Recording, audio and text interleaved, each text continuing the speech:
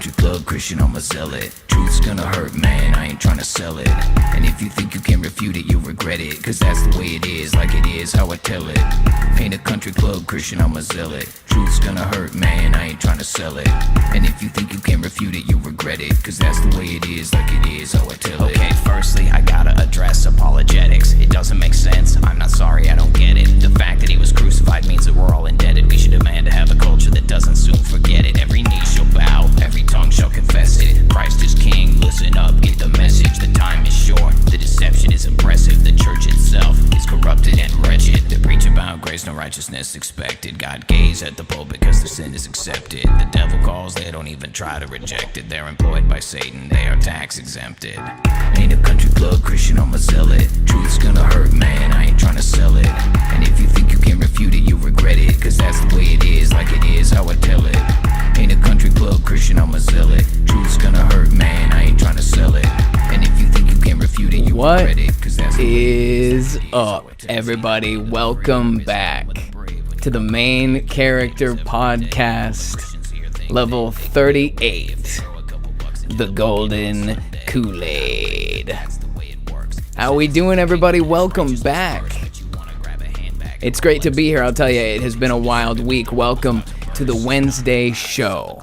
Happy hump day and all that good stuff. Let me go ahead and get this music turned down real quick.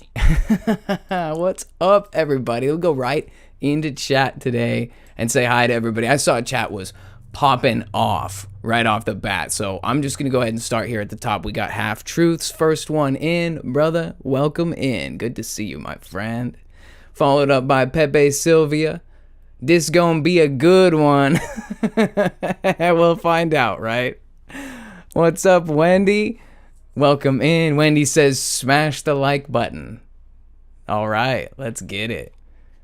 We got our all of our regulars. Oh my goodness. I figured that was going to happen. It was going to catch up on me. Okay. All right. What is up, Sammy Fox? Who's ready for chaos? Is that what this is? This is the Chaos Network. Welcome. We've got Adrienne. Welcome in. Honk. Don't think I forgot the customary. Oh, what happened to my horn? Oh, here we go. Anyway. Yeah. Welcome in, everybody. I hope everybody's having a great week. We got Mad Pax. Welcome in. Cage Fighter. Cody. All right, y'all. There seems to be all of our regulars. We got Bruce. Waiting for the King of Kings. Honk honk family. It's great to see you guys. We got Jenny Murphy, Tartarian Prepper. Kathy Slaw. Chokma. Derek Skipper. We got a bunch of folks in here. We got all of our regulars, and we've got even some of my real life friends. Can you believe that I have friends in real life? I consider myself a lucky one, but I'm also blessed to have all of you wonderful friends here tonight for the Wednesday night show.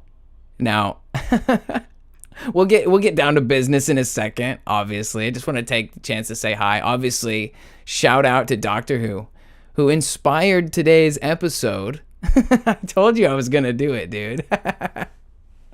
He's like, you went with it. Yes, I did. Virtual reality witness, welcome aboard the party bus. This party bus is everywhere. And it's funny because I go to the live streams of various members of the community and different content creators, and I always see all of you guys over there.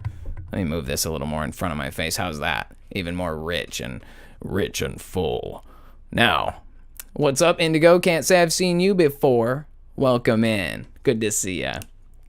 All right, guys. Oh, we got Allison. Did I get you, Allison? Welcome in. All right. Let's do the whole business thing. Business mode. Let's see if I didn't somehow screw this up. Yes, I did. 1 second. I always manage to somehow screw it up. All right. First things first, I want to take a moment to shout out to all of our fantastic supporters here on patreon.com/thecultofkhan. You guys are amazing. I'm impressed. I always say it's all about quality over quantity. So I like to think that although our channel is small and we have just this little weird echo chamber on the corner of the internet, I feel like we have a very devout group of supporters, which is why I gave tiers like Initiate, Acolyte, and Zealot to describe the weirdos who drink the Kool-Aid and watch this show. So with that being said, if you guys are at all interested in showing support to the channel, obviously YouTube does not like me and I cannot get monetized at this time. So if you're interested in helping float this boat, then please consider going over to patreon.com/thecultofkhan and becoming a member. We also have a free tier. So if you just want to be along for the ride, I post some free stuff over there periodically, you know, whatever, just extra behind the scenes, old footage, whatever. And then the paid tier is also like where I stow the most, you know, inappropriate stuff that gets basically banned through the YouTube filter of like, you can't do that, you can't say that.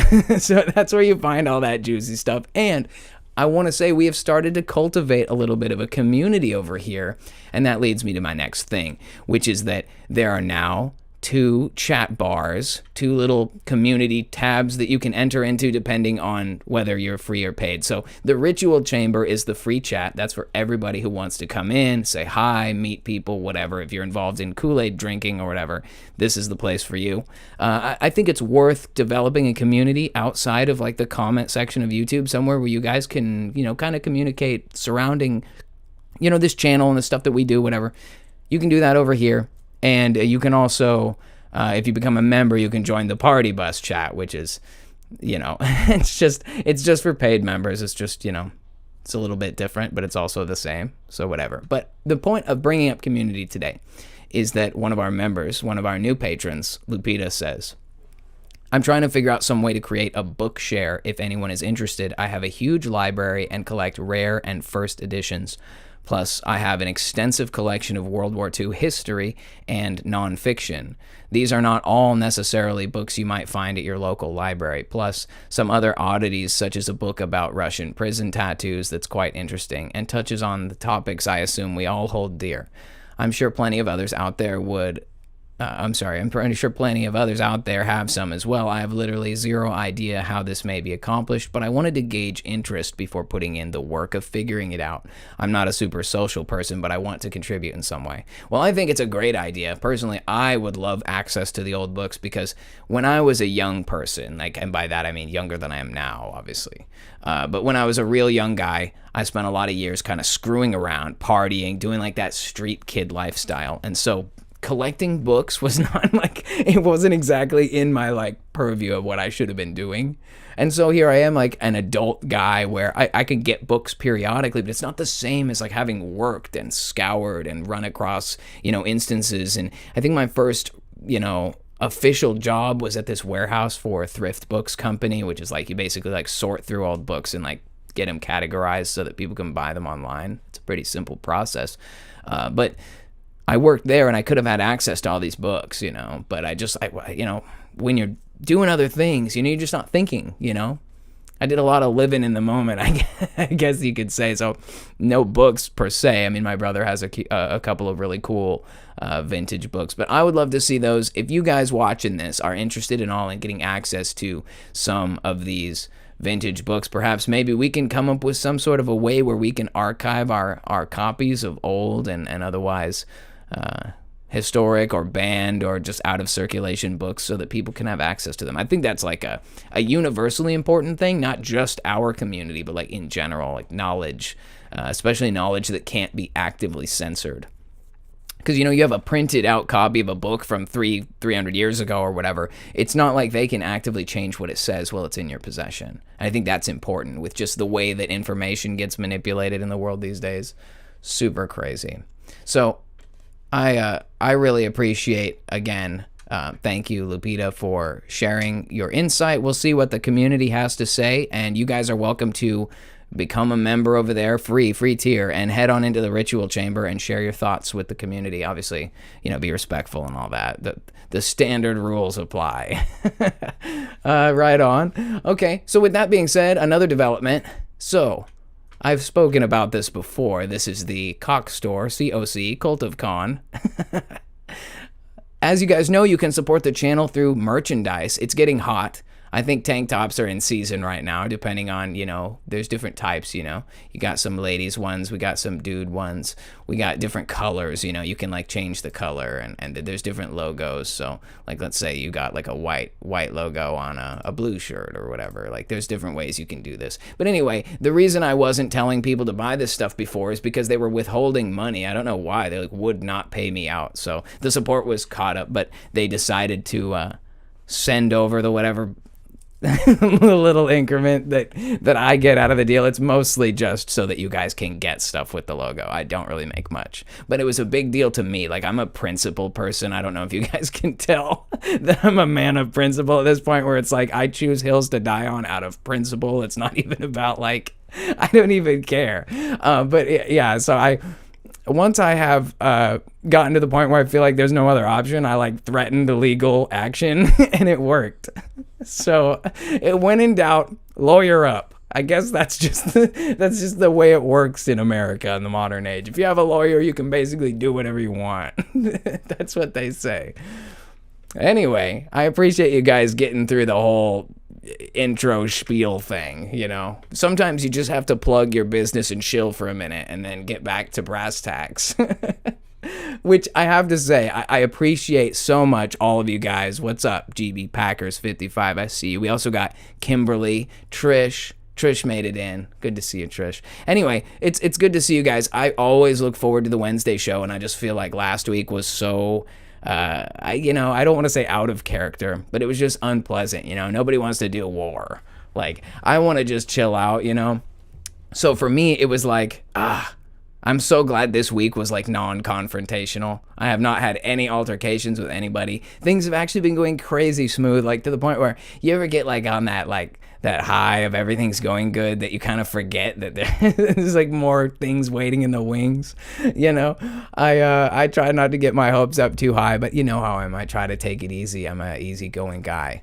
And so today, I was really excited about Doctor Who recommended a suggestion for today's episode, and I actually am really curious about it myself. But basically, this kind of ties into something I had mentioned, which is that I was listening to a conversation it was Autodidactic, Campbell from Autodidactic. I love that channel, by the way. Let's just go ahead and do a channel plug, you know what I'm saying? Like, Autodidactic channel. This is Campbell from Autodidactic channel. He's from Australian. He's from Australian. Sorry, he's from Australia. He's Australian.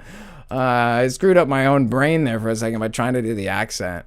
But anyway, I love these guys. They are not Christians. I know, like lately, it's just been I've been under the like I forgot about church. I've been doing my own thing for so long. I forget there's like churchy expectations.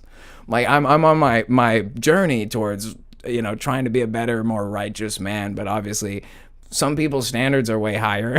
I guess I always try to say, like, imagine I was just in prison. Like, think about if I got out of prison like 2 months ago, and then imagine your standards of expectation for me, and then you'll be like, wow, this guy's actually quite chill. It's just that once you start getting into that, because I'll pull up a YouTube channel like this, I'll be like, Autodidactic, I love this channel, and then I'll get comments in the comment section that are like, they're not Christian though. It's like, obviously, look, I'm not telling you to believe everything they say. I just think that I really like the guy, and I think they ask some good questions. They've done a lot of good Tartaria research on that channel. And anyway, we should be strong enough and discerning enough as individuals to be in the world, but not of the world, and be able to find truth wherever it's hidden through whatever form it comes, Don't shoot the messenger, you know what I'm saying? So shout out to Campbell Autodidactic. But anyway, he was doing a show with Guy Anderson, who's another figurehead in the, I guess you could say, alternative thought space world, an ever-growing world, a world that's growing, and I'm glad. Because I don't know about you guys, but I've been into conspiracy theories for a long time, like 10, 12 years, and it's always been, something I could appreciate in kind of that vintage, nostalgic way, where it'd be like the 90s, the early 2000s, and there'd be like, a dude and his girlfriend living in a van, and they're like in the mountains, or they're like out in Arizona or something, trying to get videos of UFOs, like pictures of UFOs.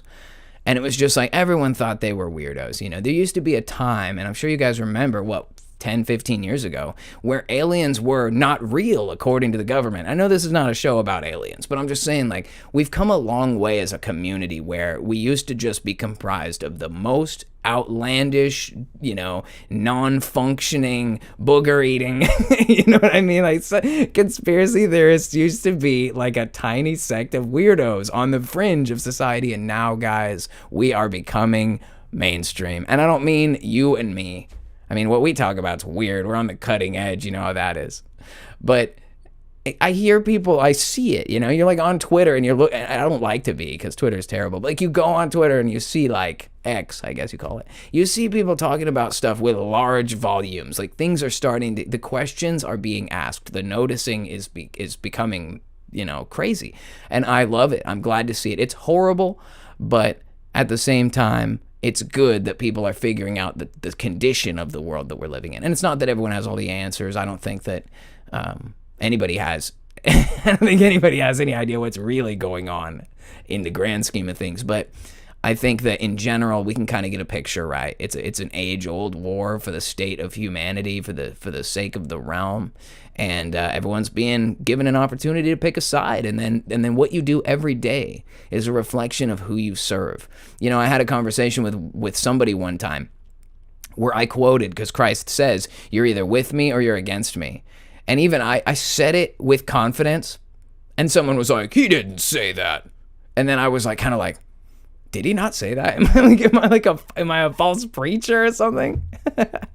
Which apparently I am, but that's another thing. I'll bring that up in a second. But anyway, no, he did say that. And so it is important that we think about it like that. There's this whole, you can't serve God and mammon.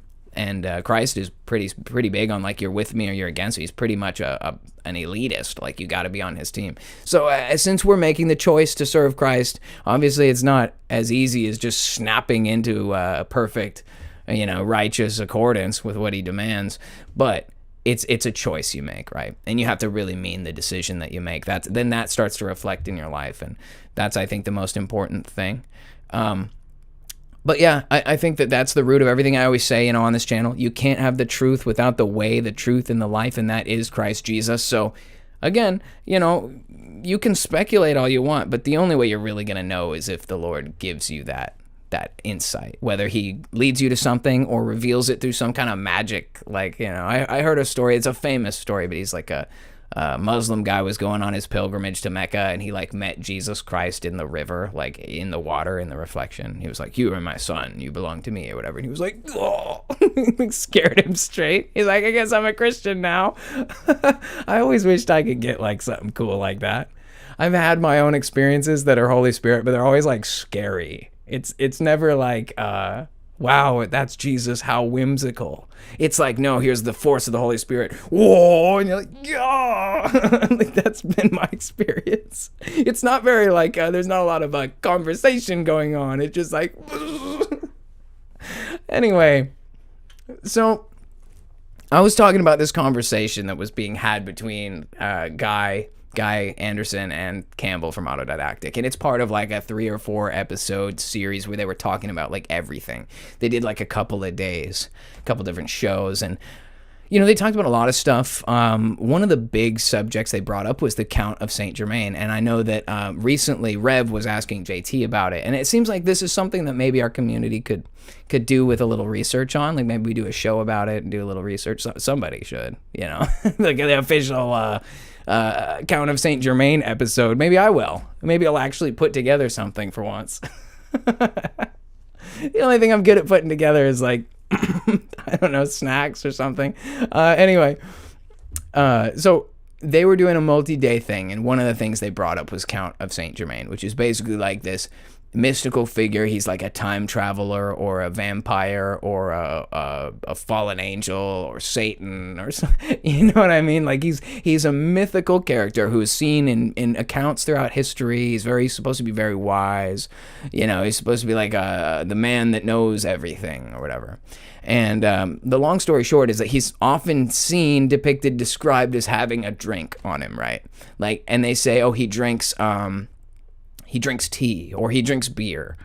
And then there's people who say like, oh, he won't drink beer because he has his own drinks. He's always drinking mineral water or beer or something. Anyway, there's a lot of different speculation around it, but there's this idea that he always has a drink of some sort of liquid, some sort of a tea or something. And one of the things that was brought up by Campbell and Guy Anderson was like, they're just spitballing, okay? Don't go over there and be like, you guys are idiots. But they were like, I wonder if he was drinking pee. And they were like, because apparently, and it's not that it's the first time I've ever heard of it, but I thought it was a joke, right? Like, apparently people drink their own pee. And I'm not talking about Bear Grylls, right? You guys know about Bear Grylls. Bear Grylls made a whole career out of drinking his own pee to survive. So I'm not talking about him. Like filling a snake, like he hollows out a snake skin and like pees in it and stores his pee in a snake and like brings it up a mountain and chugs it. What is going on? Okay. All right. I'll get to the point. So Campbell and Guy Anderson were saying that perhaps people use this as urine therapy is really a thing, and that maybe it's like some kind of, I don't know, like it's a elixir of life. It's the fountain of youth. And they were bringing up stuff like, okay, you know how there's like fountains and it'd be like a statue, like a cherub, like peeing. it's the fountain. They're like, oh, that's a depiction of the. Okay, there's a lot of stuff to be said. I'm not here advocating for piss. Okay, it's more of a joke than anything to open up and. But you know what they told me was that the best thing to do is to piss into a jug and then refrigerate it, because if you drink it warm, that's where the like the shock value comes from. And anyway, so the point is that they say it's definitely not really piss. Come on. Derek's like, apple juice. Oh, please let it be apple juice. It's literally an apple juice jug. No, this is how. So here's the thing. I don't want to go to my fridge and accidentally drink apple juice. Okay, I'm on a piss fast right now. I'm piss fasting. So if I were to drink apple juice, it would break my fast. That's why I labeled this properly, because I wouldn't want to mix it up. Anyway, so I legitimately wanted to know, like, do people really do this? Do people really drink pee, and why? Why do they do it? Like, are there people that are like out of options, like sick, and they're like willing to try anything? Is that really? I mean, because I think that's what it is. But at the same time, I kind of feel like sometimes people just want to be right. You know, they want to like make their own. It's like, oh. It's definitely worldly people, okay? When I say worldly, I mean, who am I to talk? But hear me out. People who aren't with Jesus, right? You're with me or you're against me. Well, they're not with him, so I don't know what they're doing. But they're out here and they're like, you know, this is natural, right? People have their vices and stuff. Think about it. Like, people like money, people like cars, people like houses, reputation, whatever. And that's pretty normal for people to like. You know, you look at a guy who works his life away for a cool car or for a house or whatever, and people like might be able to morally say, well, that he could have done more with his life for the Lord and the kingdom. Like, yeah, of course, hindsight. But like the world would say that guy was a success. He was great. And so we don't worry about those things. But there's so many ways that you can live for yourself and not for Jesus that aren't like, they're not offensive to the eye. Like, oh, he just did a lot of good work and had a successful business. You know what I'm saying? And so it's like, it's not necessarily like a sin. And so what happens is we let a lot of stuff slide because we personally just on our like worldly moral standards are like, well, there's nothing wrong with making money. There's nothing wrong with working hard, you know? But then we start to get to the fringe, right? We start to be like, well, okay, maybe your thing is not money, cars, chicks, whatever. Maybe your vice is like self-destructive. You know, some people like to drink a whole lot. Some people like to do heroin. You know, people like to self-destruct. That's kind of a thing. And like, no offense to anybody, but like, it speaks to a profound personal insecurity when you're somebody who like, oh, you like tattoo your eyeballs black and like put a bunch of like silicone studs under your skin because you got to look like a reptile man or whatever. Like, that's another example. You're like self-destructing because you're after something. You're like after a vice of some kind. And I feel like there's a point where people become like addicted to humiliation, or like they're like a sadist of some sort. Like they like to ruin their own life. They want to be humiliated and stuff. And you see it happening. You see it on like TikTok and stuff. Like people have this fixation with just getting attention, even if it's negatively garnered. And so I think that what happens is something like pee drinking begins to affect the minds of people who are just contrarian in every way. They're like, everything that society says is good, I'm against it. I'm going to make my own way. I'm carving my own path over here. You know, I'm breaking the bounds. I'm drinking pee, you know. So what happens is I think that these ideas can probably be born out of something legitimate, but they get carried away by weirdos. So half-truths like the Satanic Island Boys. I was just thinking about them, dude. Minds thinking alike, dude. Those guys are really messed up. Let's go back over here to chat. I noticed that Jay Verkamp just popped in with two goose. That's a 2 goose honk. You know, I'm thinking about adding a goose to my pile here so I can get like a goose honk instead of the whole, you know, the loud one that works intermittently. It's like the intermittent loud one. Yeah. But anyway, so apparently people are actually doing this. It's not just that they're doing it because they have a medical condition that can't be addressed, but people are also doing it because they've learned things about it, like that there's stem cells in it and it's sterile and this, that, and the other thing. And I hear these statements passed around. I'm a researcher and I don't know. Right, so I'm trying to use this as an example. It's like a run me through the gauntlet type environment where everything in my instincts says, there ain't nothing. You don't drink piss. What's wrong with you? Like that's my instinct is to be like, no way, dude, nah. But it's possible that there might actually be some truth to this, like, you know. And then let me expand upon what Guy and Campbell were saying. The implication is that they've already done the research, right? They've already seen the piss. They've seen the pee data. They've done the urinalysis, so to speak.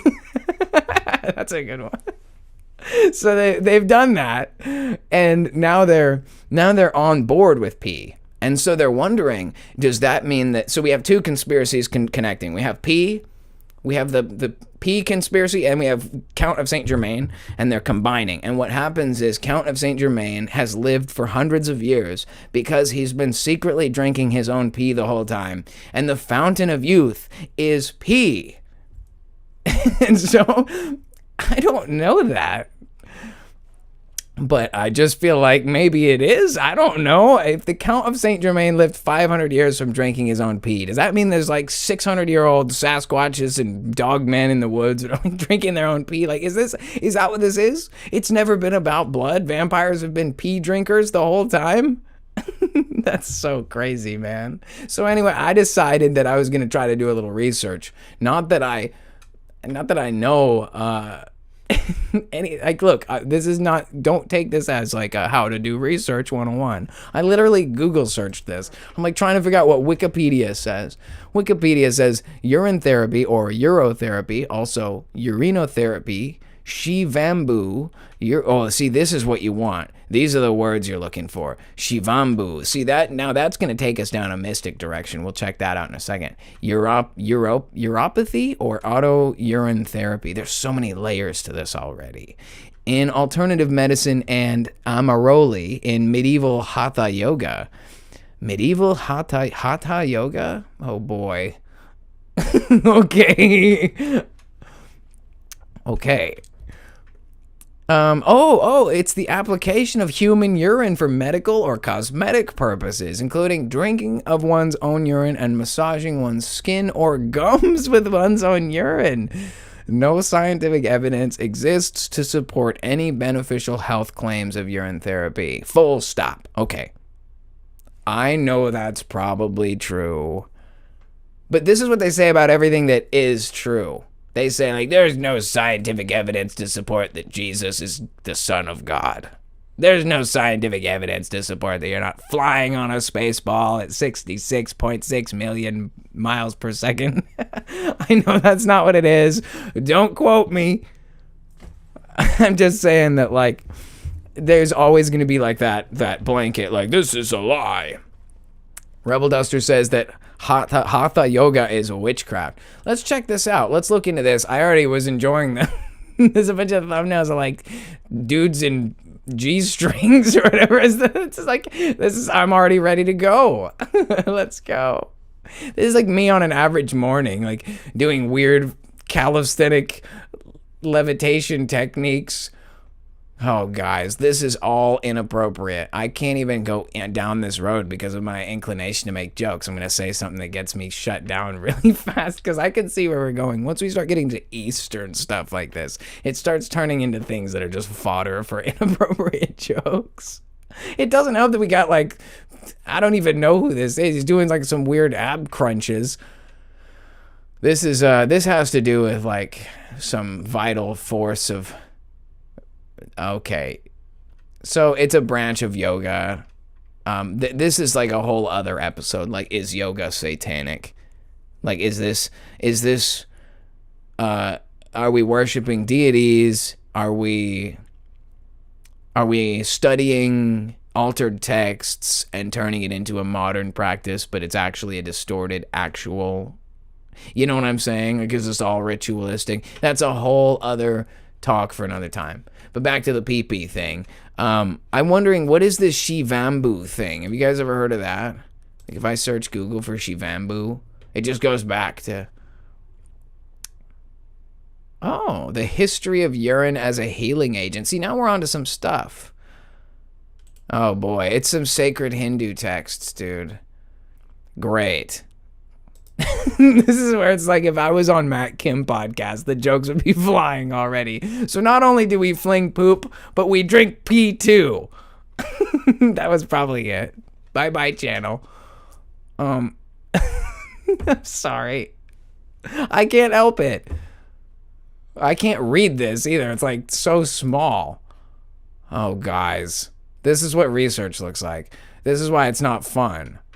For a long time, fever was recognized as a dangerous, if transitory, state of being. It was recognized as unhealthy, yet clearly it was not an unusual symptom. During the Enlightenment, the idea of fever became a means to acknowledge the biological experiences that united humans. During the 19th century, there was a change to understand the condition not in unique characteristics and life events of the individual, but in tools of laboratory and pathology. This was, perhaps not accidentally, the time when surgery and urology found a new scientific basis. Okay, I'm not going to read this entire thing, but I feel like I should get paid to read documents, dude. I feel like I should, like, I don't know. I feel like I can just do it. Like, I can just pretend like this is legit and, like, I care. This I'm going to have to save for later. You know what I'm going to do? I'm going to drop this link into the chat so you guys can grab it, copy it, and read this for yourself. This is what real research looks like. Community, everybody get a sip of the Kool-Aid, the golden Kool-Aid, and we'll see if this will convert us into pee-pee drinkers. Then that'll be one more thing that our haters will have. The guy's racist, and he drinks pee-pee. Well, sometimes you just need a little something to wet the whistle after a long day's work. I should have got a glass and just, like, poured it into a glass. I feel like that would have been more... realistic? Yeah, but it works. Adrian says, read the Bible and post it on your channel. You know, I think it's Little Season Fellowship. Haven't seen them in a minute, but they have been doing videos where they read the Bible, and it's very nice. And I don't know, it just feels like there's so many people that do it. I feel like if I had a platform for it, not to say that I don't hear, but I just mean like if there was a lot of demand for it. There's a famous... I think it's the Gospel according to John, and there's also like it's a King James version reading. That's just totally amazing. You know when like a British guy does it? The British accent is just so phenomenal for that kind of thing. Like, you know, reading texts and stuff. So, I don't know. We'll pray about it. How about that? We'll see what the Lord wants me to do. If the Lord says, read the Bible on channel, I'll do it. You know what I mean? I'm not against it. I just want to make sure I'm trying to do whatever it is God wants me to do, and I don't know. I don't know about this. Anyway, let me get back to where we're at. So, if Shivambu is the name of the guy, does that mean that does that have anything to do with the name of this guy, Floyd Shivambu, that it keeps bringing up over here, because it's like trying to recommend that I... Let's see. This guy has nothing to do with it, right? This guy has nothing to do with drinking pee-pee? No, I don't think so. Sorry, my friend, your name is reminiscent of pee-pee. Okay. The ancient... Okay, Shivambu Kalpa, the ancient healing way of the self. Let's see what this is about. Okay.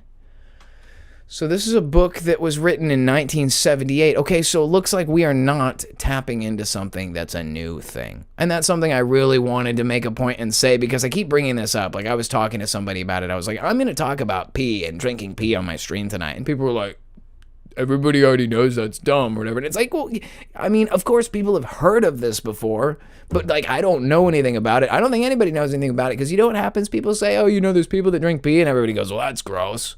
That's weird. And it's like, what?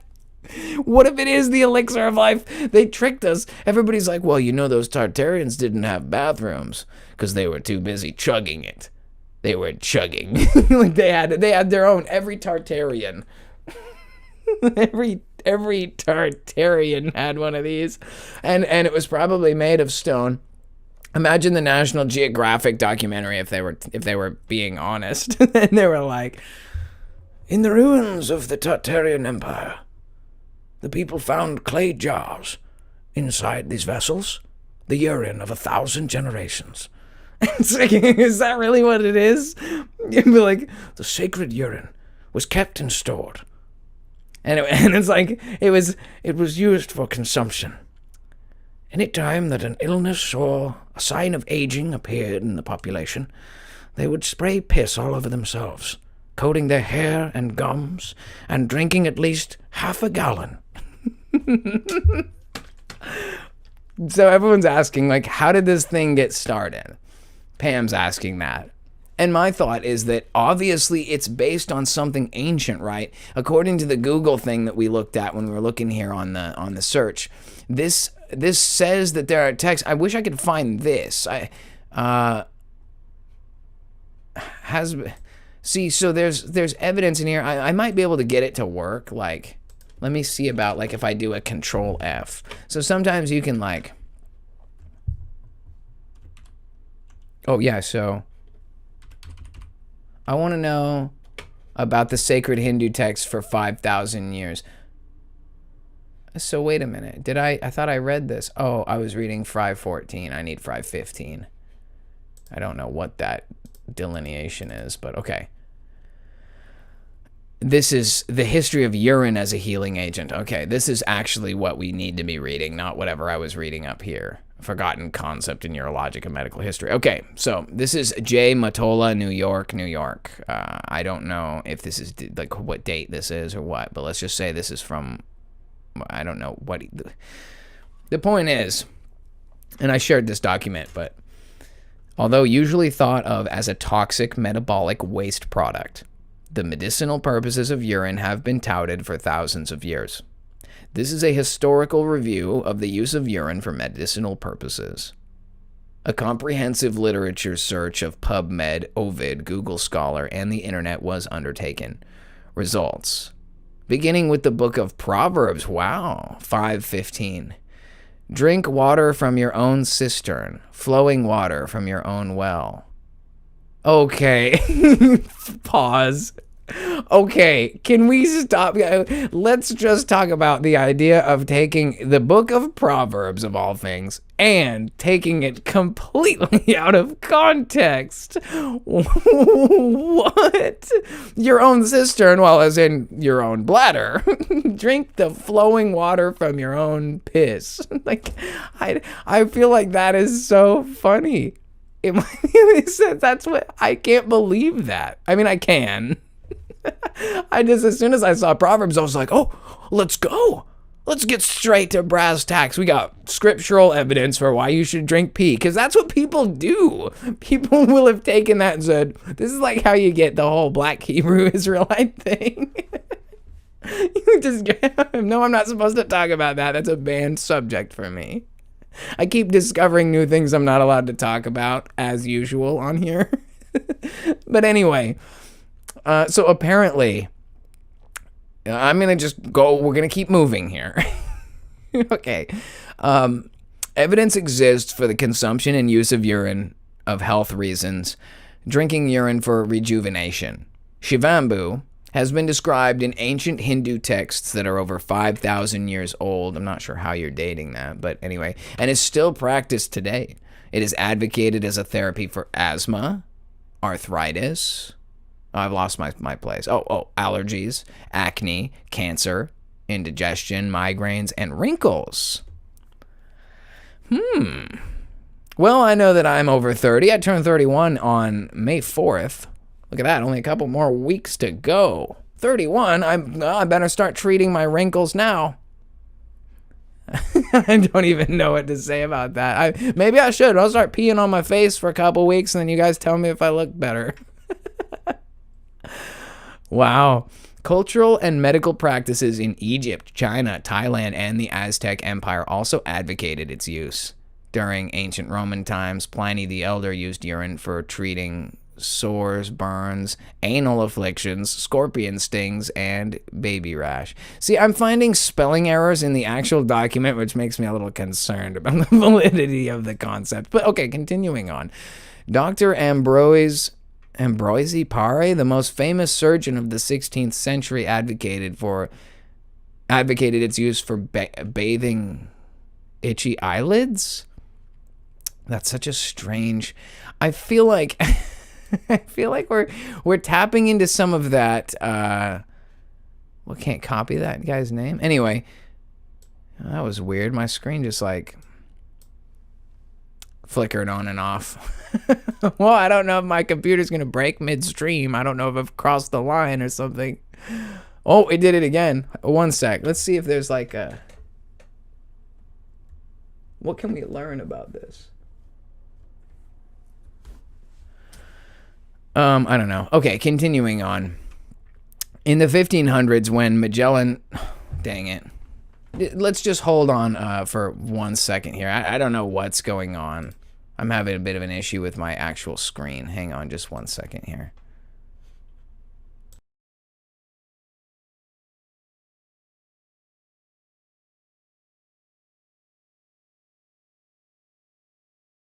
Because the sin is accepted. The devil calls, they don't even try to reject it. They're employed by Satan, they are tax exempted.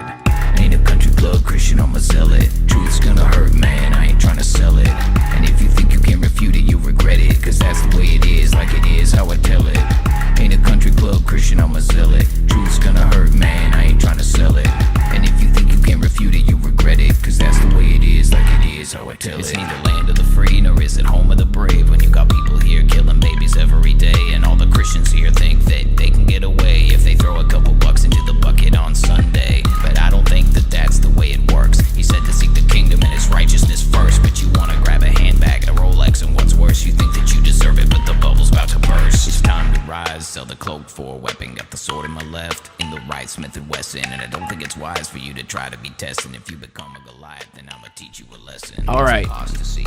I think I figured it out. Sorry about that, guys. I don't know what was going on there. My screen was like flickering. Like I thought for sure it was about to crap out on me in the middle of the stream. Okay. Let's see. Where were we? I got it. Let's go back to this. In the 1500s, when Magellan purportedly circumnavigated the world, his crew had a limited water supply and resorted to drinking their own urine. Okay, but then what happened, though? There's so much of this that goes on where, like, I wouldn't be opposed to finding the person and asking them if they would come on the show so that I could ask them about the pee thing, because I need someone who's studied to be able to answer some questions as they come. Because when the 1500s, when Magellan did, I don't know about any of that, but let's just say they did, and they had limited water supply and resorted to drinking their own urine. Okay, but what was the result of that? Like, did they survive the encounter? Perhaps, sure, maybe. But like, the crew showed up and they had been nothing but doing piss fasting for the last 9 days at sea. And when they came back, they were all so youthful. And the captain, who had been struggling with a tumor, it went away. You know what I mean? Like, I need some sort of empirical evidence for why though. Yeah, they drank pee to survive, but like, that's just Bear Grylls. We already covered that. The guy made a whole career out of drinking pee. Okay, hold on. I'm gonna like read the line and then go back over because this is formatted horribly. Stories of survivors of catastrophic events have circulated with claims of drinking their own urine to survive. Right.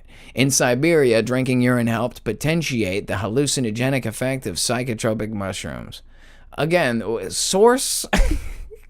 Okay. Let me pause for a second. This is probably the issue. The Journal of Urology. It's like we're reading like the cult handbook of pee drinking right now. You're just supposed to believe this. We're just gonna take it as facts for now. Okay, we'll just trust that this is the truth. Okay. So apparently hallucinogenic psychotropic mushrooms can be mitigated by chugging pee. All right, here we go. This hits home. Lewis and Clark in 1806 described Native Americans bathing in urine daily. I don't know if that was meant to be like to their benefit. That sounds to me like how you describe somebody that you don't like. In case you don't know, Lewis and Clark are known for like exploring the West, right? I grew up in the Pacific Northwest. And so as you grow up in schooling out here, Lewis and Clark are like the big main figures of the whole thing. And there are, a couple of Eastern boys, they get sent up out here, I don't know, as part of this overall operation to basically explore the Oregon Territory. And it's part of that whole narrative, right, that everybody got on these wagons and headed out west, and no one had ever been there, but they called it the Old West anyway. Definitely an interesting narrative. Like, I don't know what's old about it if you've never been there before, but so much cool stuff about that era in time too. Maybe we'll do an episode on the deep dive of like the Old West, because I've lived out here all my life on the West Coast, and there's a lot of strange and mysterious stuff that just doesn't add up with the narrative. I know that's kind of beside the point of what we're saying right now, but just think about Lewis and Clark and these guys. They're part of that narrative about, everyone comes out to the West and one dies of, dysentery or whatever. It's like the Oregon Trail game. I don't know if you guys ever played that game, but that's right about par for the course. But anyway, those guys are pretty well known for being like, I don't know what you would say, like, 1800s white guys, like, you know what I mean? Like, I can't imagine they were very fond of the native population. So the description that they were whatever it's called, that they were bathing in their own pee, like, I think that's probably viable. What happened to my chat? I lost my chat window. It like disappeared on me. Does that mean it's lost too for the format? Oh, you gotta love it when that happens. No, it's still there. Oh, shoot. It's like frozen now. Let's see if we can get it back. All right, it's back. I might have to wiggle it around a little bit. It's kind of...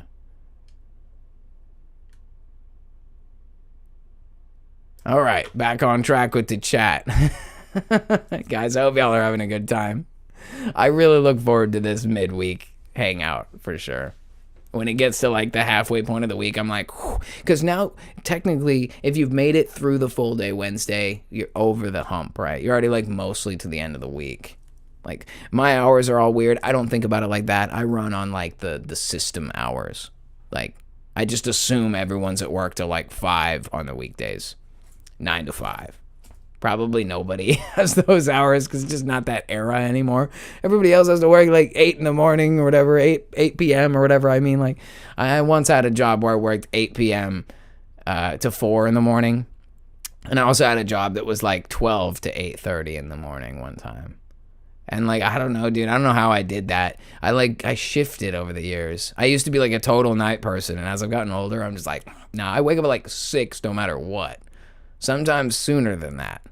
But generally, I wake up pretty early for work anyway, so it's like, I think I'm just on that program now.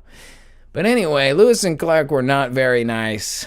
They were not, I don't know what you would say. They were not tolerant people. And I'm not trying to be like, oh, D&I. I'm just saying that, like, if they described Native Americans bathing in urine, I think that that was one of those things that was meant to be like, that was an attack on their character. Now, numerous medicinal uses of urine were reported well into the 1900s, according to this. Over time, urine therapy has been used as an embrocation, a compress for local tumors, as eye, ear, or nose drops, and its crystals used for wound cleansing. Much of what we've heard about the use of urine therapy has no medical basis and is folk remedy that can actually worsen the injuries, such as jellyfish stings. Despite this, many public figures have advocated its use. Oh, okay, so this is actually not in fun. Okay. Over time, okay, I'm sorry.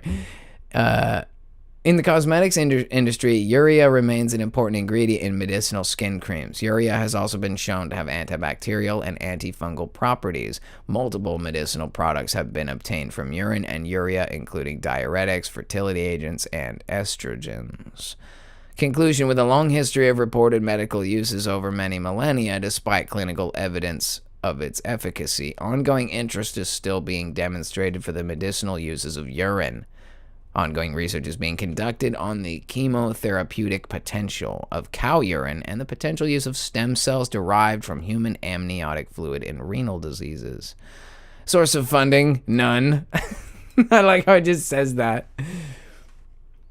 Okay. The history of semen analysis. Okay, so this is, so really all we get is 515 in the Journal of Urology. We don't learn all that much except some stuff that we kind of needed, which was a summary of the analysis. Now, this apparently is going to be something esoteric, right? We have to come up with $400 to buy this book on self-healing from 1978. What? Little Season Fellowship's like, diuretics, pee makes you pee? I feel like, you guys know anything about diesel exhaust fluid? Like, you guys know anything about, like, you put it in the trucks? All the modern diesel trucks take it. If any of you guys somehow have one of those trucks, no judgment there. I just like that I don't know. But apparently the product used to make the DEF is derived from urea. It's like one of the main ingredients. I think they get it from deer. It's like deer piss or horse piss or something like that. So yeah, apparently, and somebody's making money, right? Packaging that piss and selling it for dumping in your diesel. That's crazy. You're in trouble now. That's a good one. Wow, you guys are wild. There's so many things. R. Kelly, Dave Chappelle piss on you. R. Kelly does love to pee on people. Well, maybe that's the issue. Maybe that's the defense he should have used. Like, it wasn't a sexual assault at all. He was trying to heal them. He was like, you must have the elixir of life. That's so bad. Oh my gosh. You know, it's so funny because it to me is like, it's very, like, animalistic. Like, we've brought ourselves to the point of, I brought this up before, but like, you know how there's those people that like, and no offense to them, but they're struggling, right? When they like do all that, like they tattoo their eyes black and like split their tongue, like put a bunch of studs under their skin, and like, I'm the reptile man or whatever, I'm cat man or whatever. And like, it's like, yeah, you look like a freak and everything, lots of money wasted on that. But like, I see it as like somebody who's like really, they're like profoundly struggling. You know what I'm saying? Like, they've got an internal issue, like, to where they're not okay with, like, let's say you and I were camping for like we went camping for like 2 weeks. Maybe it was like a month. And like, it's been a while. Like, you don't really shower. You just kind of like go over to the river and kind of like slosh around in the river. And then you come back to camp. You just kind of start to smell earthy after a while. You know what I'm saying? We've been out there for weeks. Everybody's hair is all like frizzy. You start looking just my beard's like getting hug. My beard is smaller now than it's been the entire time I've been doing this show. Imagine if I just left it alone for like a year or two. It'd be like a big old like hobo, like, oh. Maybe I should do that. Maybe I should like do a victory beard, like starting on my birthday on May 4. I just don't cut my beard for like a year and let it get huge and like see how big I can get a giant Viking beard. I thought at first that it might like affect my work because like you don't want to look like a hobo. Like you don't want to be like at work trying to like do your job and there's like when you clearly look like a bum. I feel like that doesn't help. You know, try to be like, oh, I'm put together. I'm mentally stable. Look at me. I have a shirt that's clean. You like don't want to show up with like a huge bushy beard. But you know what? No, I think a huge beard is great, right? Don't get me wrong. I think I should have a huge beard at some point. But I think this is one of those things that like I'll have to think about it. But yeah, if you just let it go. All of us were out just, you know, including like ladies. Like imagine you didn't have access to like, you know, your hygiene stuff and you just didn't shave your legs for like 3 months. Like what's that going to look like? I was just recently watching I didn't watch it, but I heard about it. It's called Yellow Jackets and I'm not crapping on the show. I don't watch TV now really. It's like, even though it sounds like weird, we don't watch TV. But like there's this show, right? And people are like, this is one of the greatest shows ever. And if you like it, don't let me ruin it for you. But it's just, I'm so observant. And I searched the show up and I was like, oh, what's this about? Because, you know, some girls at my work were talking about it. And let me see if I can find the picture. Of course, I won't find it because there was a picture I talked about where I was talking. My brother and I were laughing at it. We were laughing really hard at it. I wonder if I can get it to pull up.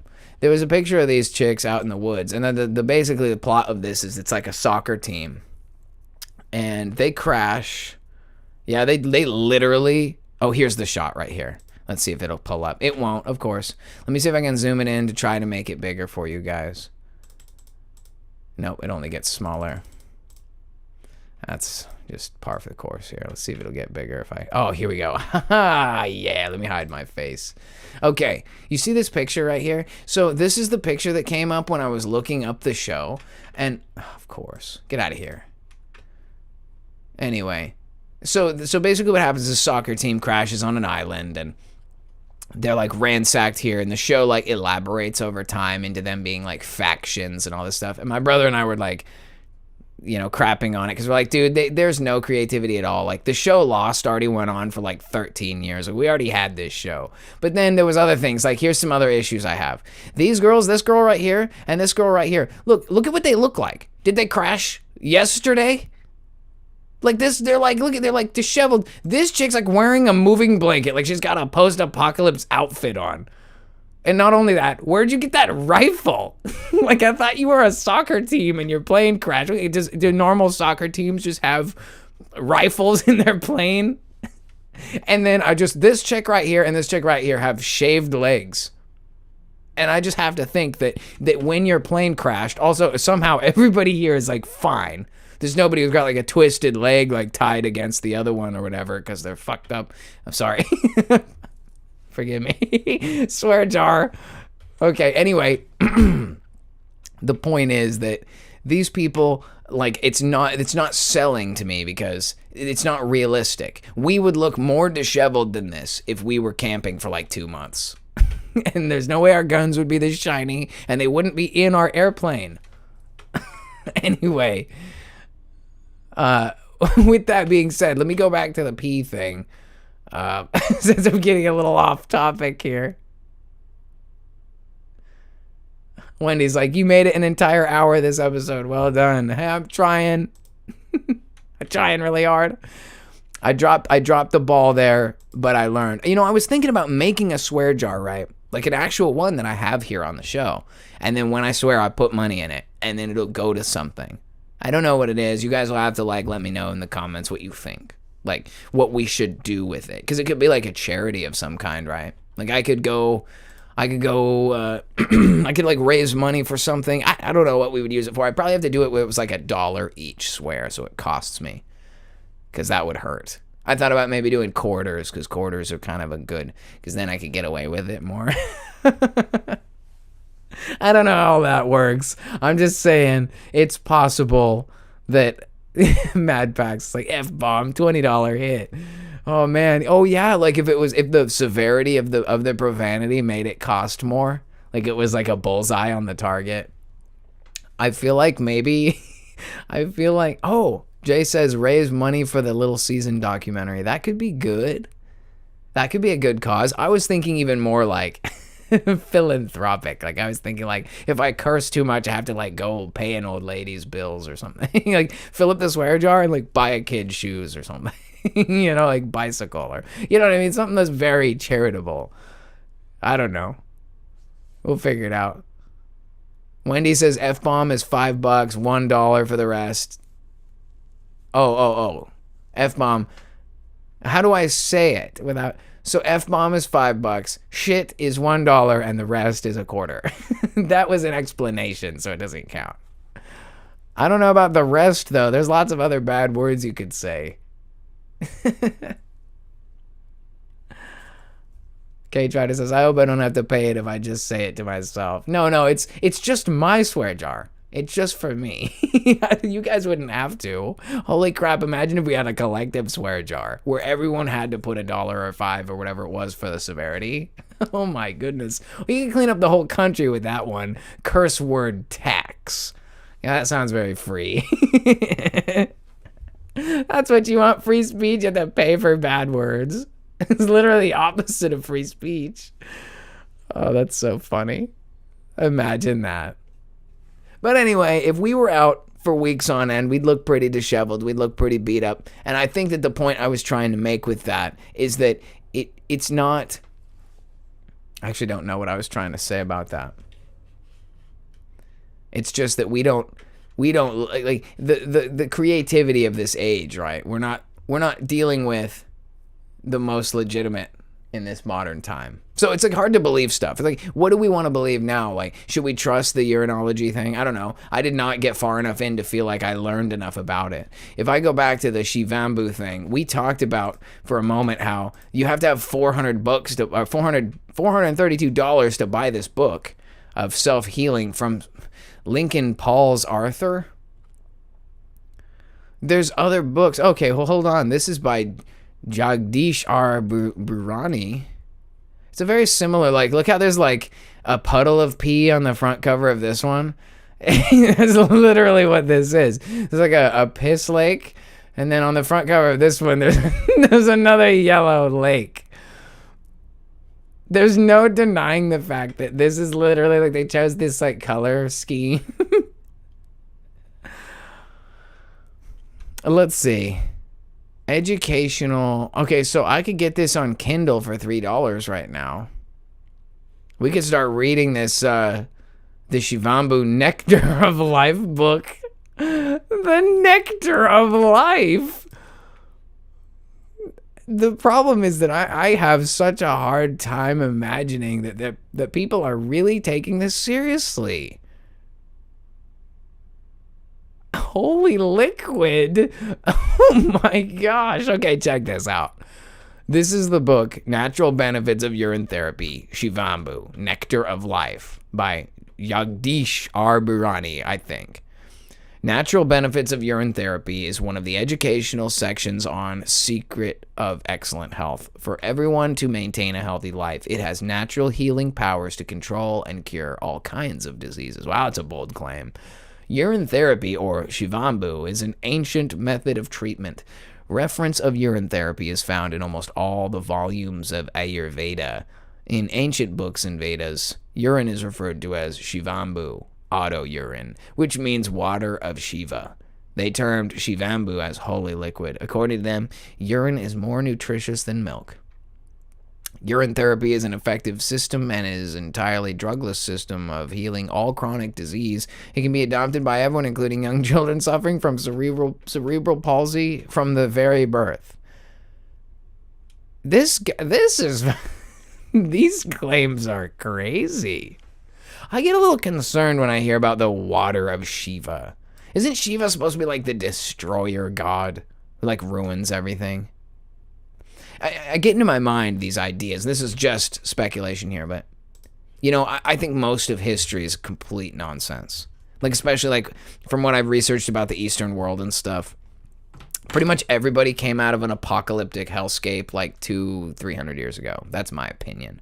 Can't really prove that. But so we in the West focused on the West, right? We look at Europe, we look at the United States, we look at Australia, and we're like, look at all these buildings, look at all this Tartaria stuff, Little Season, right? And we focus so much on this, but we don't look a lot at the Eastern world.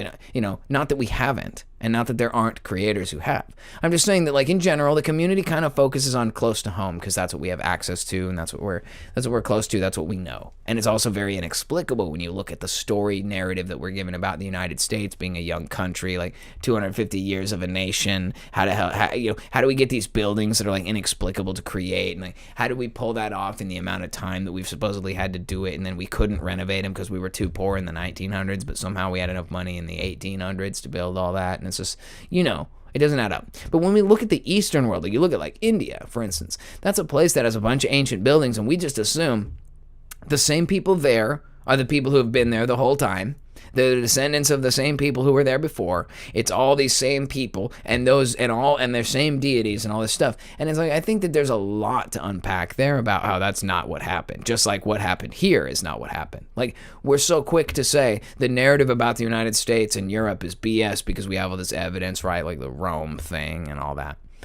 But then we look over at the Eastern world, you look at like India, and it's like, well, we just accept that they've been there for thousands of years, and their history is 5,000 years of pee drinking and whatever. And you know what I mean?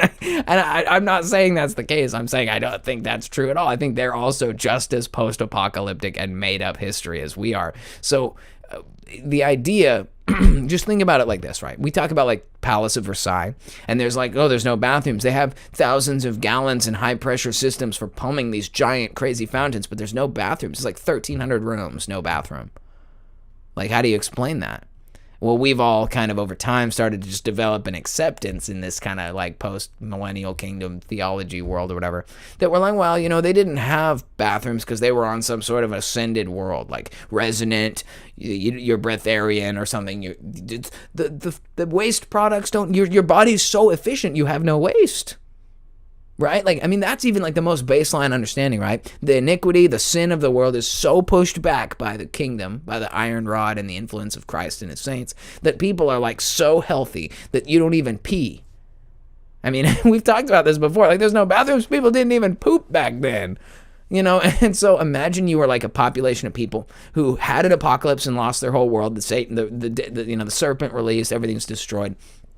They went through like this destroyer type world. They talk about Shiva, the destroyer. Their world was destroyed, and now all of a sudden everyone's peeing.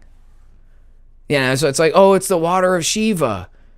Yeah. You know what I mean? Like, just the way things are manipulated. I can totally see that being the origin for this thing. Nobody peed before, and then everything went to shit. Sorry, swear jar. And then they were like, oh, all of a sudden I have to pee now. What is this? Well, Shiva came, and then after Shiva destroyed everything, now all of a sudden I've got the water of Shiva.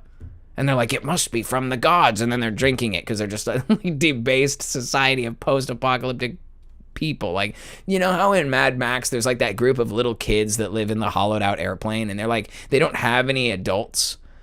Because there was like some people who tried to fly their post-apocalyptic plane to a new world and it didn't work, and they crashed and all the adults died, and there was like just little kids left. And they're like really weird, like little cave people, because they don't have any like teachers. And I think that much of the Eastern world is that way, is like terribly insensitive as that sounds. The reason the countries in like, sub-Saharan Africa or like, most of India, like the reason these places are so poorly developed or like used to be developed and are like in ruins and devastated and there's like crazy palaces, but then people like laying in the alley covered in dirt, it's because they didn't have direction after the apocalypse. Like, all the white people in the West got put in factories and like orphan trained around. So there's a history there in terms of Little Season for what happened to all the Western countries and why they are the way they are. They got everyone working. They claimed all the foundings of the buildings and got everyone in factories and got everyone organized. But in Eastern parts of the world, it was like chaos. They just kind of left it there. And then all these things were developed. If you guys look into the history, you'll see like Jesuits and stuff went in there and did all kinds of stuff. And so I think that what happens is you see these debased behaviors and they have a supposedly ancient origin, but really it just ties back into the same thing, which is that there was once a very nice, upright, high civilization in the world. It's the general narrative, right? And it's gone now. And what happened is some groups of people were so alienated from what was upright and what was good that they turned into like pee drinking pee bathing. I mean, even think about it like this. Let's just say for a moment that Lewis and Clark were telling the truth and the Native Americans in North America were bathing in pee too. It's like they all started doing that. Like, you know what I mean? Like all of these different, like remnant post-millennial kingdom people were like, oh shoot, well, now we gotta pee. What do we do with this stuff? We just soak ourselves in it and drink it. What? I don't know, man. I don't know. But this is why it's so hard to have like an honest conversation with anyone. Like, imagine you were trying to like talk to somebody at like work or something about this stuff. Like, I don't know, so I'm trying to figure it out. I think we should know why there's supposedly 5,000 years of Indians drinking pee. I need to know why, and I need to know why that's not, you know. And then here's the thing. I saw some discussion. I'm gonna have to find it. I should have done more homework, but maybe you guys can help me. If you guys know of a channel of a person who pushes this shamelessly, because I know they exist. There's someone out there who said, I had whatever terminal cancer, I was out of options, I started drinking pee, and now I'm healed. I want to talk to that person. You know what I'm saying? Doctor Who makes a great point here. He says, people often overlook the colonial period of Africa, probably, as you say, the history destroyed the knowledgeable, oft. I agree. And I think that's the same with India, too, right? Because you look at India was under the control of England, which was kind of the way, you know, the Redcoats, the Rothschilds, you know. That's kind of how they reset the world after the millennial reign, right? They used England as a sort of like a naval supremacy faction so that they could control all the different remnant areas. And I mean, if you look at like Chinese opium wars, they destroyed China, they destroyed India. The Jesuits, who are Catholics, who were moving around through the Spanish Inquisition and stuff, they're the ones who supposedly rewrote all the Vedas in India anyway. So you have like missionaries, so to speak, showing up on behalf of governments that are all showing up in these what they would call underdeveloped, but perhaps just post-apocalyptic regions, and then teaching everybody all these weird ideas, or manipulating what they already had and changing the context and changing the you know, interpretations and stuff. This is a very interesting concept. Yagdish's book is in your Telegram inbox right now. Dude, thank you for that, bro. I'm really glad. I am definitely going to read that. And we'll have an episode 2 where, like, a couple episodes down, we'll touch back on it, and I'll give you guys a little bit of my insight into what Jagdish or whatever. I'm excited, dude. Thank you for that. That is so cool. The Upset Truther says he had a closet full of jars. Sounds like I need a drink of something too. I better get my therapy on.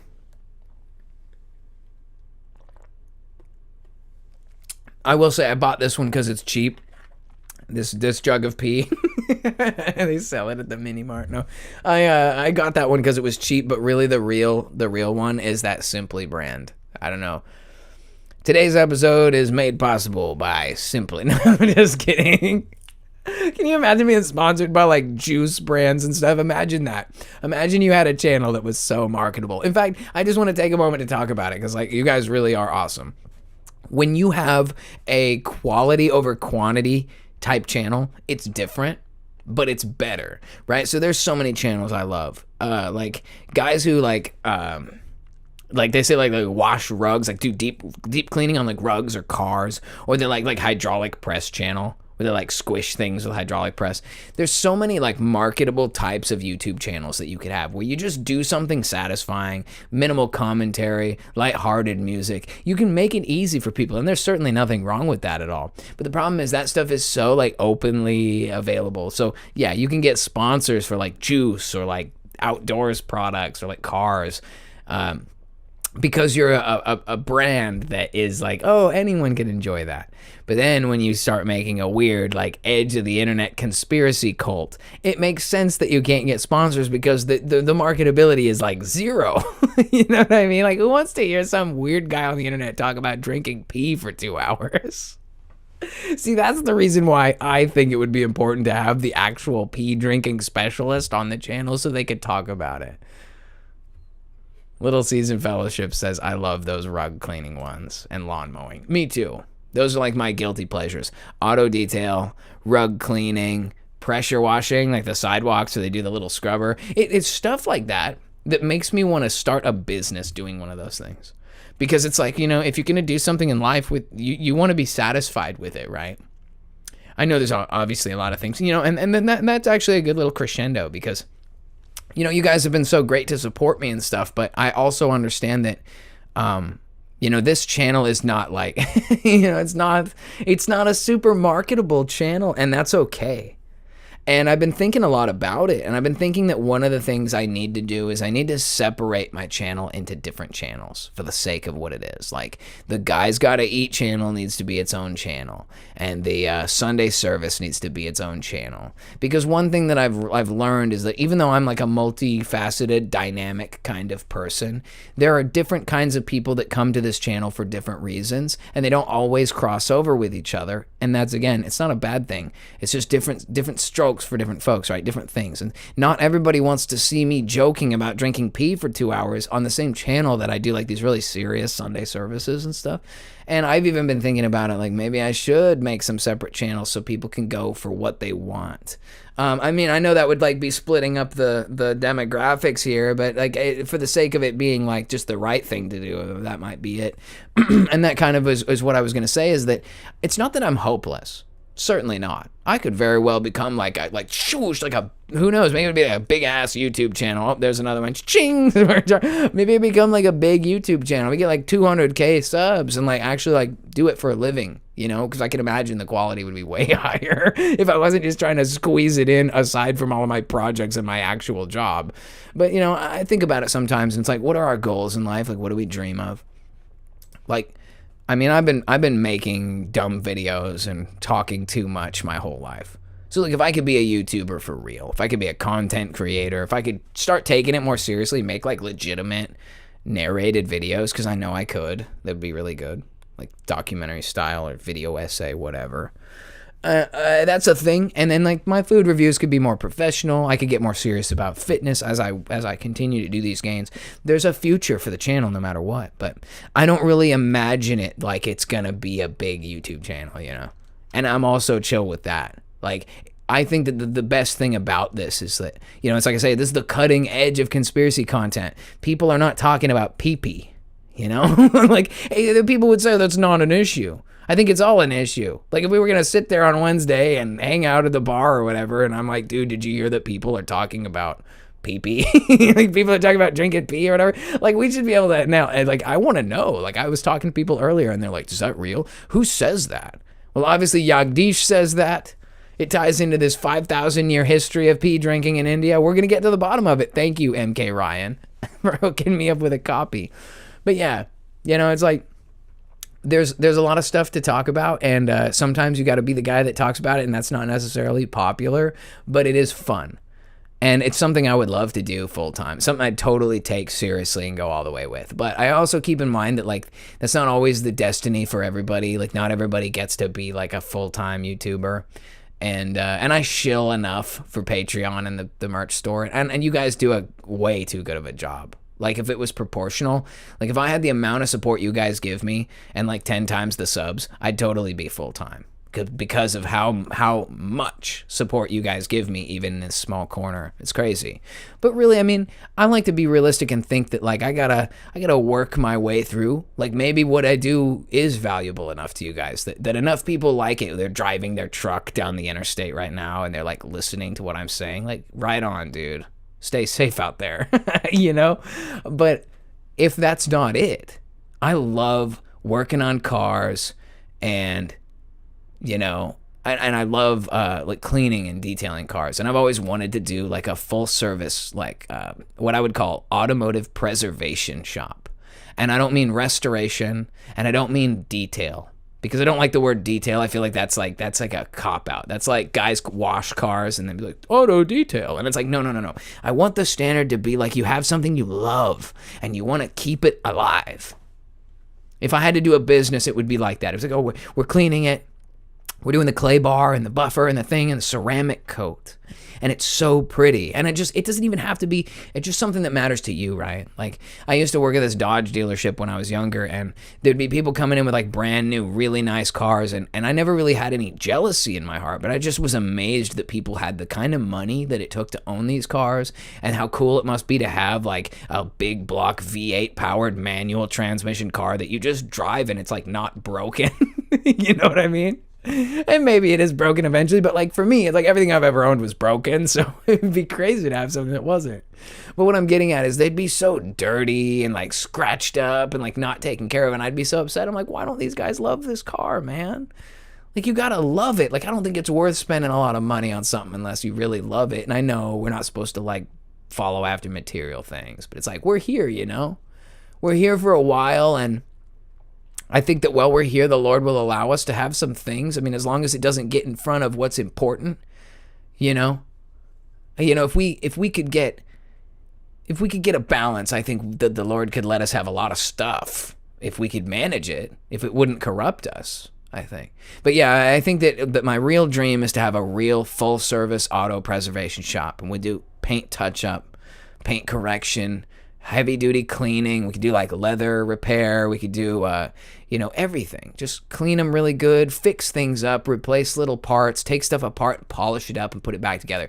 If that's my fate, if that's what the Lord has in store for me, I'd be happy doing that. That's like my dream number 2 in case this one doesn't pan out.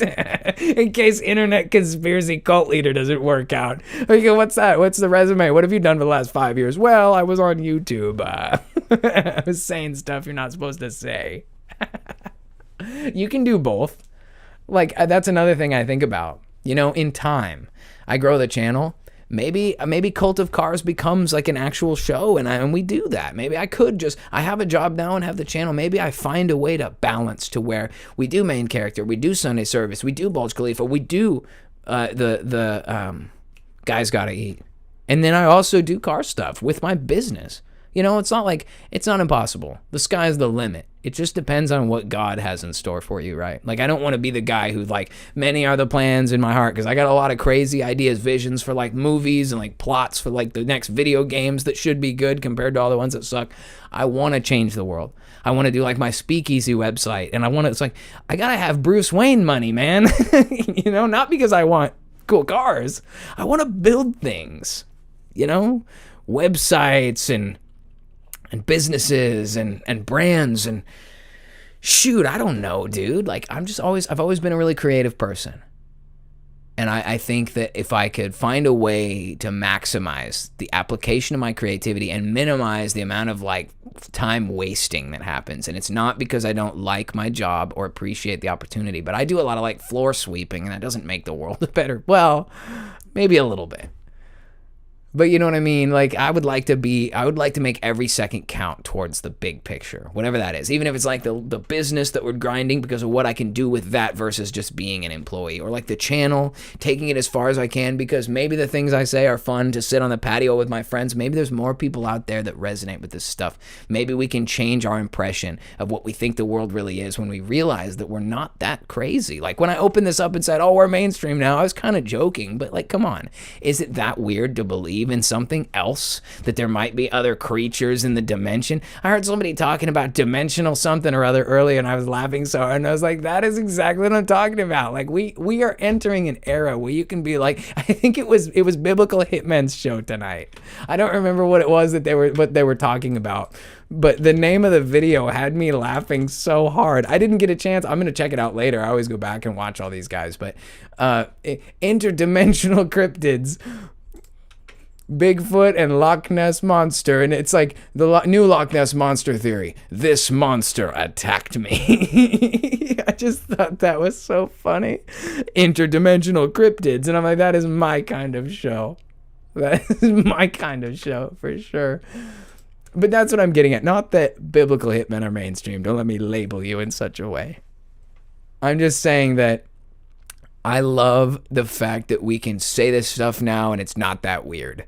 Like, that all of us have gotten to a point where this community, and then others too, it's infectious, because you meet people and then like you say something to them, or they say something to you that you didn't expect or they didn't expect, and all of a sudden it's like we've opened up a secret passage into the speakeasy.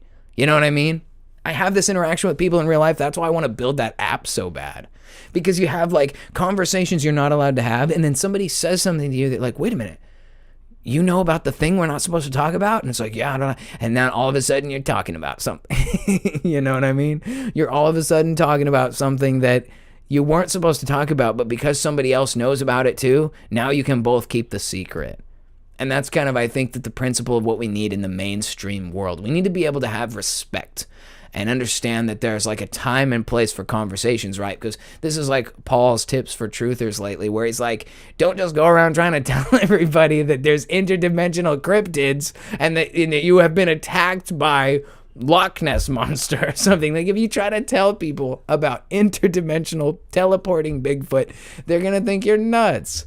But like I brought up Bigfoot at my work today because I was talking about living in Washington State and how we live close to, well, not close, but in the grand scheme, sure, a couple hours away from Olympic National Park, which is like one of the top sightings for cryptids, Dogman and Sasquatch and all this kind of crap. And okay, that was weird. Anyway, because all that is taking place here, it's like, oh, you want to explore. Like, I would love to go out and explore the Olympic National Park, maybe go off the beaten path a little bit. Hopefully I don't get lost or ripped apart by a Nephilim. But the point I'm trying to make is the idea is that you can ask questions and talk about things to a point. Like I brought up, to go up there, maybe I'll find Bigfoot or something. And like my boss laughed, we laughed. It was a good little thing. But I'm kind of not joking. Like for me it's kind of like yeah I know, I like the sightings and everything. I know there's a Nephilitic monster in the forest. I bet you the whole reason they made national parks is because they've got them contained. It's like a territory agreement. They're allowed here, you're allowed up to a point. They're not supposed to cross into the public area. You're not supposed to get lost, but if you do, it's kind of like well, you got eaten by a monster. It's like, well, you're not supposed to know about it, so Men in Black come and like take away your body. I was just listening to a story earlier. It's The Land Between the Lakes. I don't know if that's out here somewhere.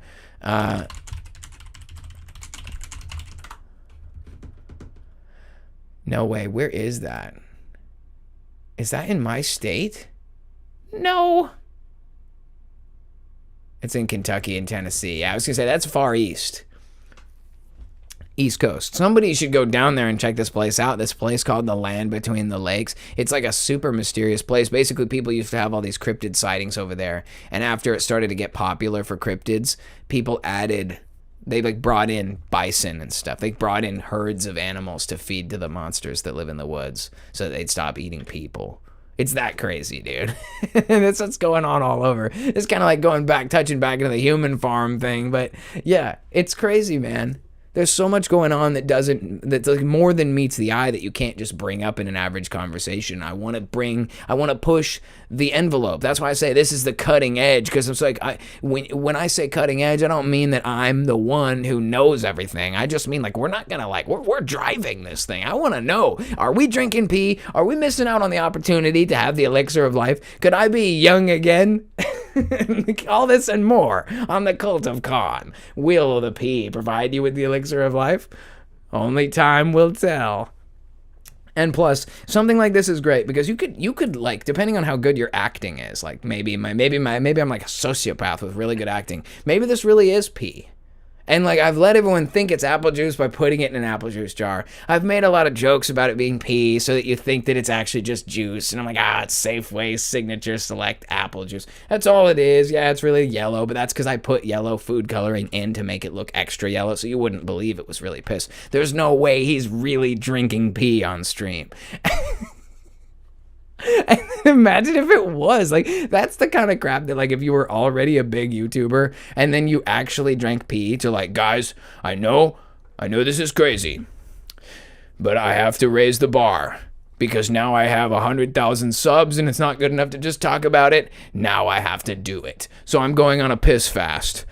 You know what I mean? Like someone actually has to piss fast so that we can find out if it's true. Someone has to fall on the sword of piss conviction to tell us whether or not. And I'm not just talking about reading some guy's book. That's the first step. We read the book. We got to get to the metaphysical understanding of piss. And then we got to apply science. And they say, that was like in that article where it was like funding, none. They received no funding. Patreon.com/thecoldacon. Funding true science, like pee drinking. That's, you know what I mean? Like they say no medical evidence exists to support it because no one ever did a test. No one ever wanted to try. You know, there has to be some, there has to be some kind of, there's something to it, right? Because you guys ever heard of, what's his name? Is it Ralston? Is it Aaron? Let me do a little looking.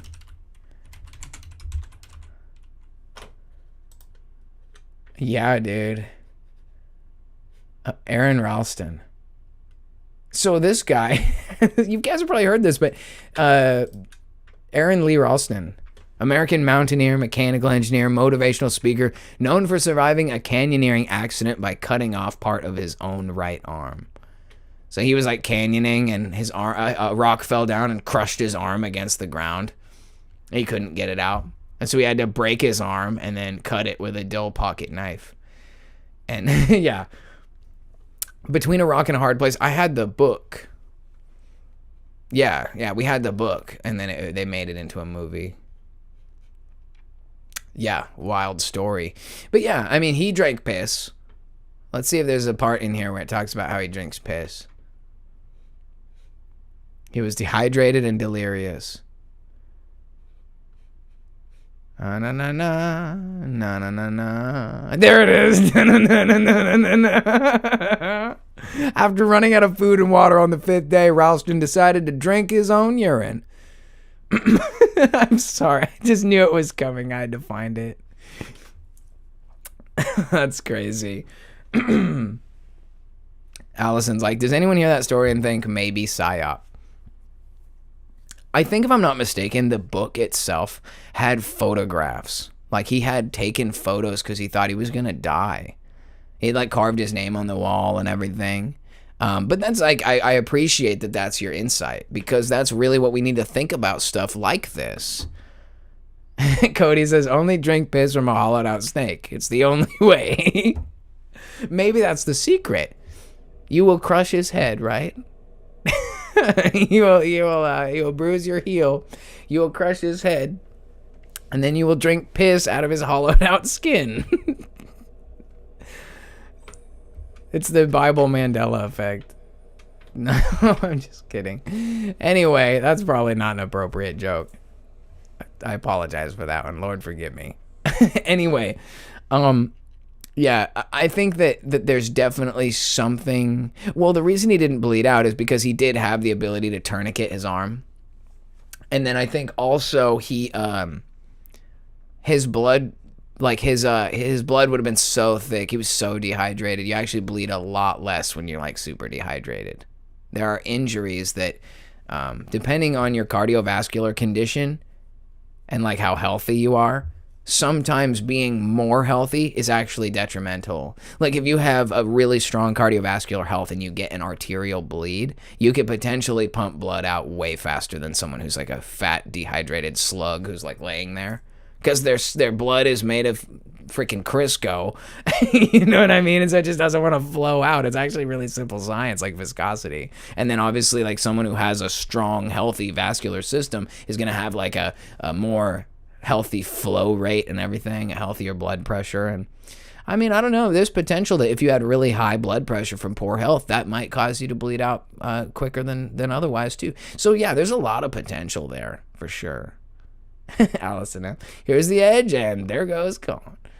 Yeah, I mean, it's just what I do. I have a tendency to go too far. There are some shows on here that are on YouTube that go way farther than me. I always try to remind myself of this, that like, I know I'm in a space, right, the conspiracy cult or whatever, Christian conspiracy channel, and that's kind of a sect of the internet that's small. But, it's like, it's, the mainstream world they're not at all concerned about this. Like, I think like, oh, my swear jar. And they're like, what? A swear jar? And they're like, that's cute. You're like trying to be nice. You're trying to be like, you want to make it grandma friendly. Val says, I coagulate fast, heal fast. I think I heal pretty quick. I have a pretty quick rate of healing. And I agree. I generally I coagulate quickly enough too.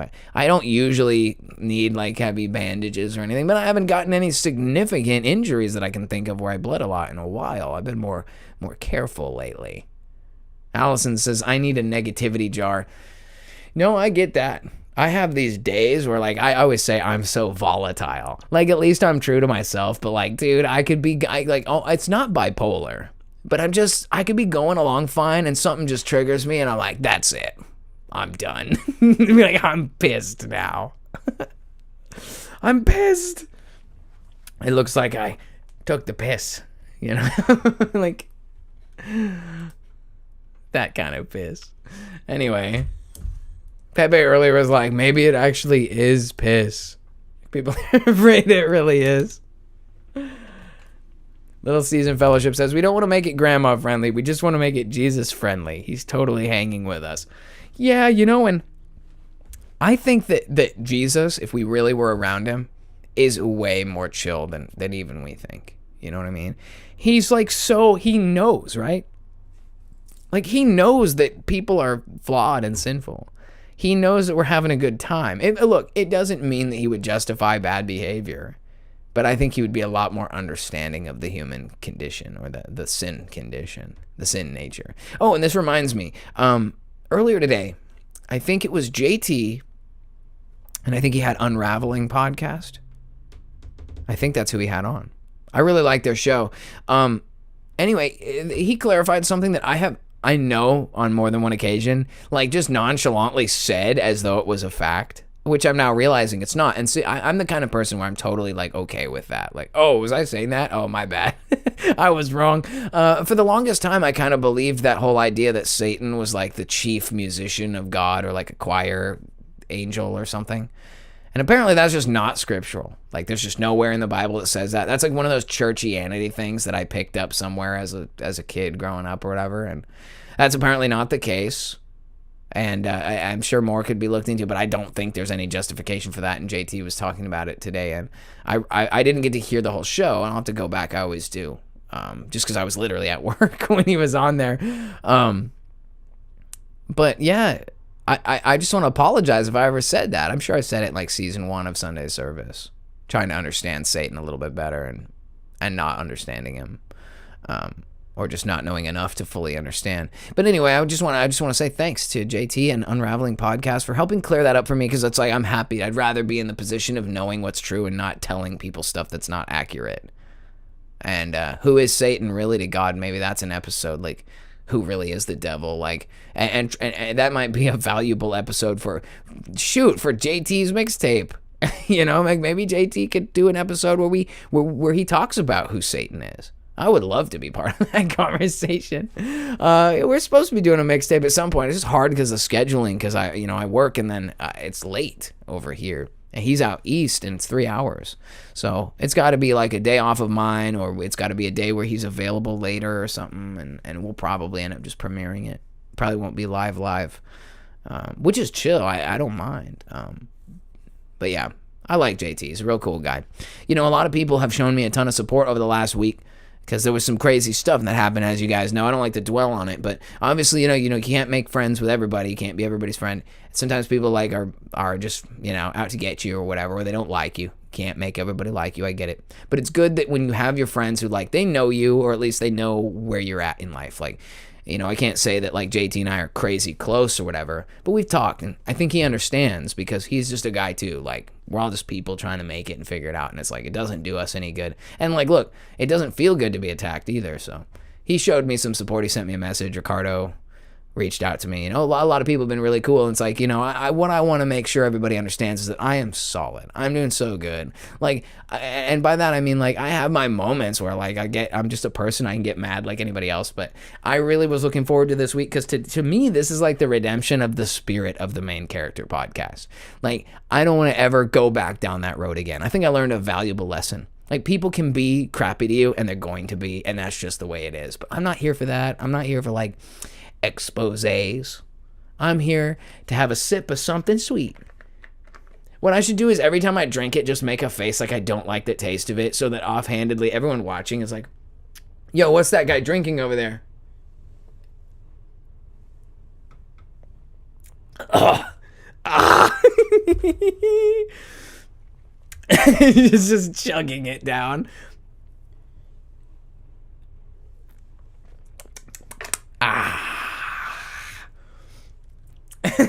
Treble Down says, you sound human, Connor. Programming successful.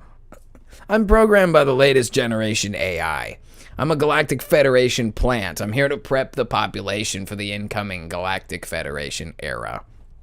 Beginning in 2026.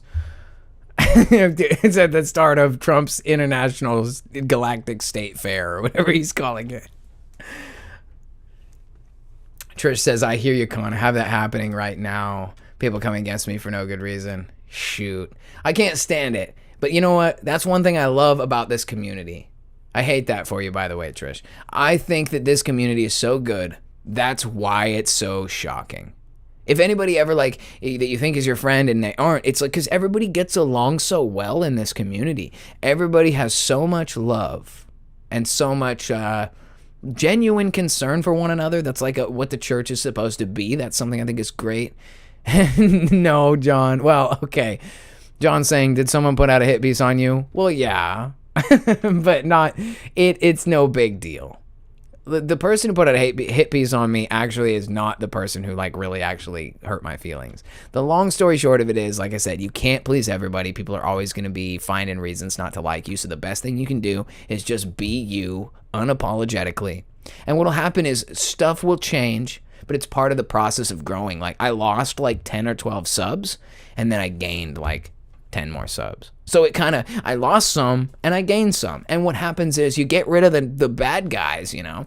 You get rid of the people that are going to turn on you over something stupid, and you end up with a good, like a tested group of people who are really in your court, who are really with you. Like that's what I appreciate about you guys is that I can be my real self. I can flip and hit the swear jar, and you guys know that I'm not satanic, you know. And you know, at the end of the day, it's like Susie says, I still think Connor was in the right. I think I was in the right too.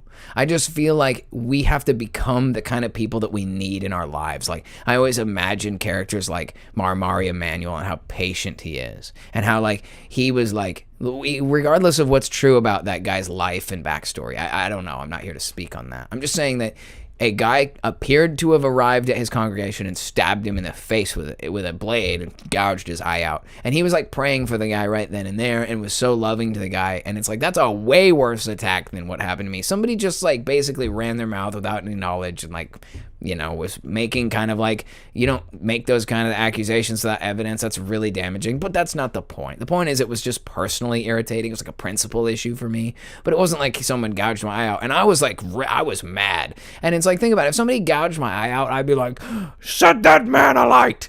I'd be like, tie that man to a stake and set him ablaze. Like, you know what I mean? Like, I'd be all mad. That's like, that is not right. I have to become the apex. Like that, everyone else in life, not everyone. When I say that, I don't mean you guys. I just mean, you know how it is, right? The world has people who work so damn hard for nothing. And by that, I mean, like, look at somebody like David Goggins. And I'm not talking about him as a person. He was like 400 pounds. And he was like, I want to be a Navy SEAL. I don't want to be 400 pounds. And he was like, and he like ran 20 miles a day and did like 10,000 sit-ups or whatever. And like, he worked so hard and got in shape and he became a Navy SEAL and he's like decorated guy and he's successful and financial and he's got success. He grounded out. He worked so hard. Doctor is like, be right back. I gotta pee. He's got like a tankard. But yeah, like, so David Goggins, you know, he's a hugely successful guy, but think about all the work he put in. He worked so hard, like any of us would dream of having that work ethic. But it's like, what's the result? Like money and stuff. And I'm not speaking on his spiritual health. But there's no like David Goggins ministry that I've heard of. I haven't heard about David Goggins like building houses for poor people. I haven't heard about him attacking the world's problems from his position of success. His success is like material and carnal and fiscal and physical, but it's not spiritual. Even though he would argue, oh, my spirit's in great health, and he probably does honor God and, how that kind of level. And I'm not here to say he's not Christian. That's not what I'm saying. I don't know that. I'm just saying if we had like David Goggins level, willingness to shed 300 pounds of excess fat, willing to wake up at the crack of dawn and hit the ground running, and for the purpose of the kingdom, for the purpose of what God wants us to do, we would be incredible people. And like, I know that I'm not capable. Travel Down says, I know that pee bottle is fake, but it makes me cringe. Yeah, I do that a lot. It's like hard to know the line of what's a joke and what isn't. I do that. It's a thought experiment. It's a training program. But anyway, if I could put out the type of effort, the type of workload that David Goggins does, but applying to what is truly important first, right? The kingdom and his righteousness, everything else would be added, right? But I'm just saying that, like, when I look at stuff like, oh, my curse words, or, oh, I make jokes that aren't appropriate or whatever, I'm constantly trying to better myself to what really matters. Like, is the curse word going to condemn me? No. Is it going to be the thing that, oh, well, that guy doesn't curse, we should all listen to him? Like, it's not that at all. I just look at parts of myself that aren't reflecting on the kind of, like, righteous behavior. Like, if you imagine Jesus, like, comes into the room, and, like, even if somebody tried to stab his eye out, he'd be way more like Marmari. I mean, Marmari is, like, the what we get, the low-tier example. But, like, Jesus would be like, my son, like, it's like, I want to try to be like that. I want to be that way. If somebody attacks me, I really want to be a cheek turner. Not because I think I'm better than them, but just because it's like, oh, well, I can't make you like me. It's like, it's what God wants me to do. but really, I mean, it's what I want to do. I don't want to be a foul-mouthed street guy anymore. And it doesn't mean that that's the bad guy. It just, you know what I mean? It takes time for us to learn what's true and what's right. What is that good and perfect will of God? And so we got to be willing to ask questions too. That's what this is all about, right? Because you can't get onto this path of trying to answer what is and what isn't. It's like this. I put out an episode a couple of weeks ago that was me asking tough questions about World War II, and then speculating and asking more questions about like Antarctic Germans and all this kind of stuff. And there were a lot of people that like got mad at me over it and over the joke of a cover thumbnail that I made for it and everything. And that's the way it is. But there's value in that, right? Like, because people saw that and then they either got mad at me or thought I was like pushing the cutting edge. That's what it is. We got to be willing to push. Because it gives everyone else an opportunity, right? Because I remember in football in like the 8th grade, we had one kid that was like way fatter than everybody else, and we were like running drills. We were running down and running back, the suicides, you know what I mean? And we had one fat kid who was like way behind everyone else, and we were all stopped on the line. And I saw him running, and I was like, this is BS. So I ran out. Even though my laps were done, I ran out there to join him because I was like, dude, you can't be running out there by yourself. And it was like, I wasn't doing it to be cool or to be a leader or anything. I just thought that guy shouldn't run by himself, dude. And everyone else realized, yo, we shouldn't let that guy run by himself. We're a team. And it was like brand new. And I don't take credit like I'm the big hero that led the charge. I'm saying that's sometimes what it takes just to get people to activate what's already inside them. Everyone else on that team knew that the right thing to do was to be there for their teammate, but they just didn't think about it. It hadn't crossed their mind. So it doesn't mean I'm the leader or you're the leader. That's what a church is. That's what the community is, because we lead by example and we activate what's inside everybody else when we do it. That's why Jesus Christ came down here, so that he could be the example to activate inside of all of us the programming that God already put in.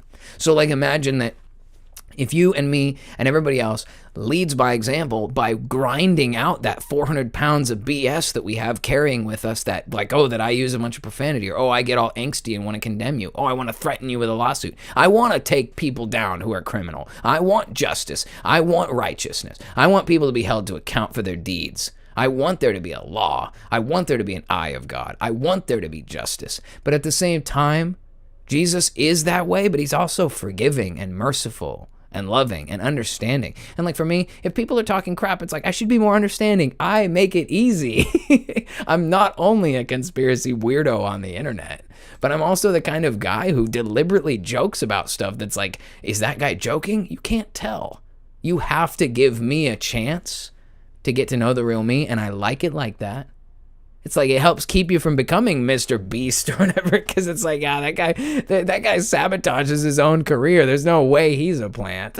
You know what I mean? Like, I'm not saying I did that. It is funny though. Last week's episode was my most viewed episode, and I don't know if that's just because it was or because people were mad and came to watch it, because I was like talking crap. This guy's lighting a fire in the little season community. Scorched earth, baby, yeah. But it is crazy how the two most viewed videos I have are the one about World War II, which is now only available for paid members on Patreon, or the one from last week where I talked about people mad at me about World War II episodes. It's funny how it all comes full circle again. It seems like at the end of the day, the best thing you can do is be true to yourself. I know that sounds kind of hollow, but if who you are is a follower of Jesus, then you can do great things through Christ who strengthens you. I really mean that. At the end of the day, it's like I say, you can't have the truth without the way, the truth, and the life, and that is Christ Jesus. And that's got to be the foundation for everything that we do. So people can talk trash, they can say whatever they want. I want to be able to make Christianity viable. Okay, like if I had one mission in life, bigger than make myself a successful YouTuber, bigger than open up a detail shop, bigger than driving around SL500s, if I could get people to know Jesus the way I know him, the person that I am friends with, the king that I'm honored to serve, it's different.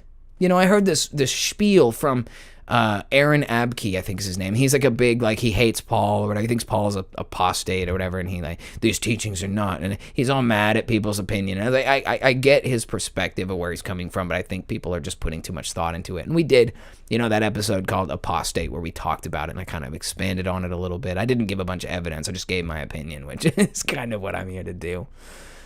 But I heard him talking about this stuff, and he was getting so passionate. And it's like, I understand the passion for it, but I think that we should try really hard to get ourselves squared away. It shouldn't be about trying to teach other people, I think that the Great Commission was a time long ago when the coming of the kingdom was imminent, when Jesus had told them, go out and do this thing. Go make disciples. Go convince people. Tell them the story. Share the testimony. Get people to the kingdom. It was like they were on a mission. But after the millennial reign and where we are today, it is not your job to convince anyone of anything. Don't try to convince people to like you. Don't try to convince people to believe what you believe. Don't try to convince people anything.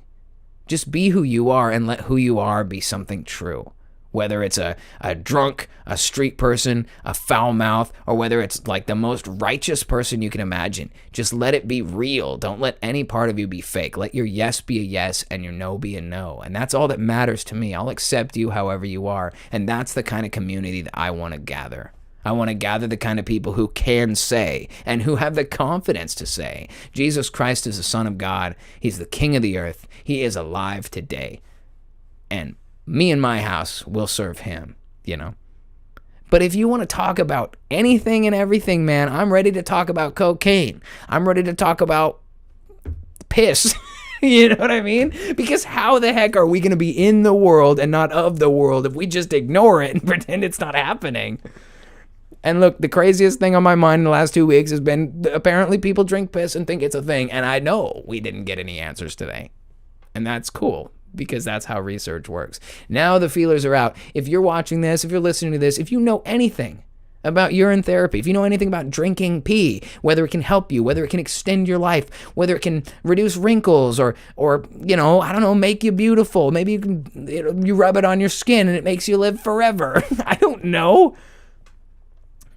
Let me know. If there's a YouTuber or a BitChute channel or something that you can think of, tell me about it, because I want to talk to the person who knows the data. Like, there's someone who's heard this story. There's a documentary. You guys find me the piss documentary. You know what I'm saying? There's got to be one of those, like we know the glory days of Flat Earth and like 9/11. There were all these documentaries, and like, who knows where they are now. Somebody find me the You Gotta Drink Piss documentary, and I gotta know, because who knows? Maybe this is part of an elaborate ruse. Like, maybe I've been drinking piss this whole time. I've only really been sipping on this. Maybe it really is piss. I've not drank very much of it at all.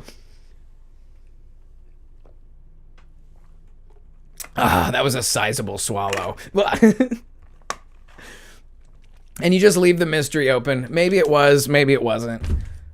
Anybody who rides pee on a bottle and then drinks it, that'd be funny. Like ride public transport, like riding a bus downtown. You're like sitting there on the bus with this jug in your hand and you periodically drink it. It says pee on it. We were talking about that, John. We were reading about it, that urea is in a lot of the beauty products. Yeah. They might be onto something. That's the importance about being on the cutting edge. It is offensive.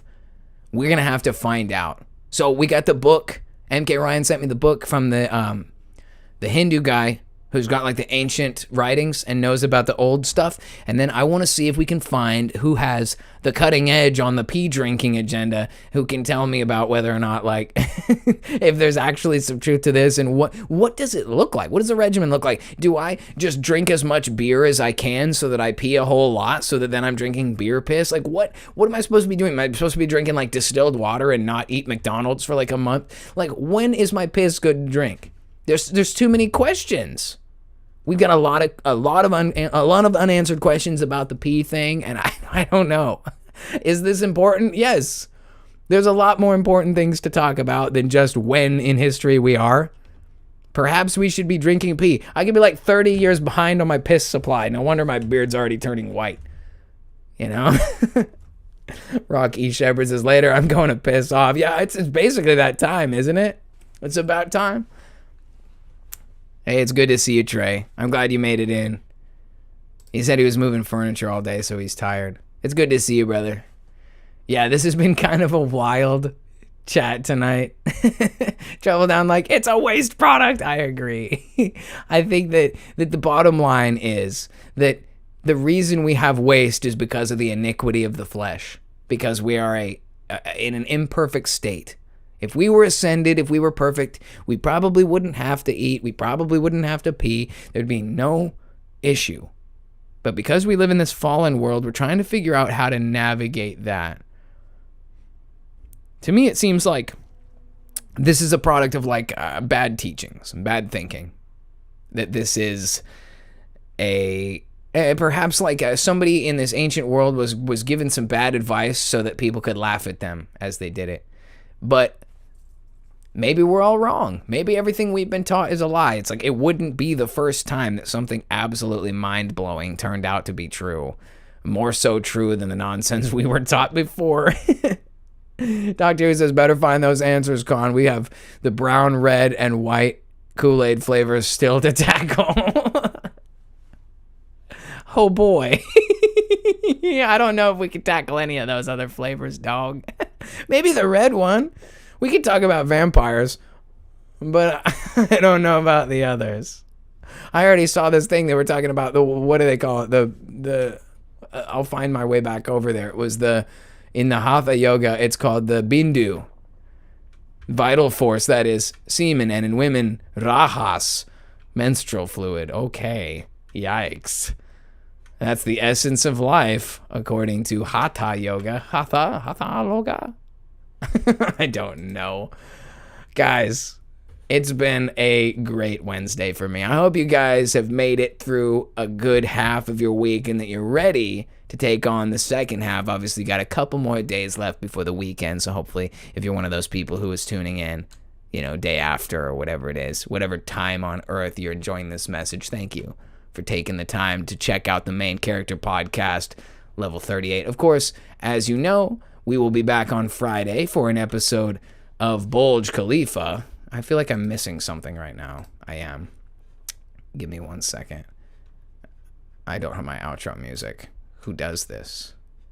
There's about to be outro music. Don't you worry about that. Anyway, guys, I don't know how I talked about piss for 2 hours, and we're probably going to have to talk about it again because the fact of the matter is that we didn't actually get answers. But we will. Thank you, MK Ryan, for that book, and thank you guys all for being here tonight. Again, we appreciate you so much. Thank you for being a part of the Main Character Podcast, Level 38, made possible by the Cult of Con. That's you guys. I am Con Man, and thank you for being here. We will see you all Friday, Sunday, Monday, and we'll be back again next week for Level 39. Take it easy, y'all. Rearranging your mentality. mentality. Got some Kool-Aid you can drink. It's a scam, it's a plan, it's a con, and I'm your man. You know I tell it like it is. I hold the secrets in my hands. Reflection and introspection is my profession. I'm recklessly disrespecting what you expect and investing in my discretion, teaching the lessons, impressions to keep you guessing what I do next, man. Now when the 1,000 years have expired, Satan will be released from his prison. He will go forth to deceive the nations which are in the four corners of the earth, Gog and Magog, to gather them together for the final battle, an army whose number is as the sand of the sea.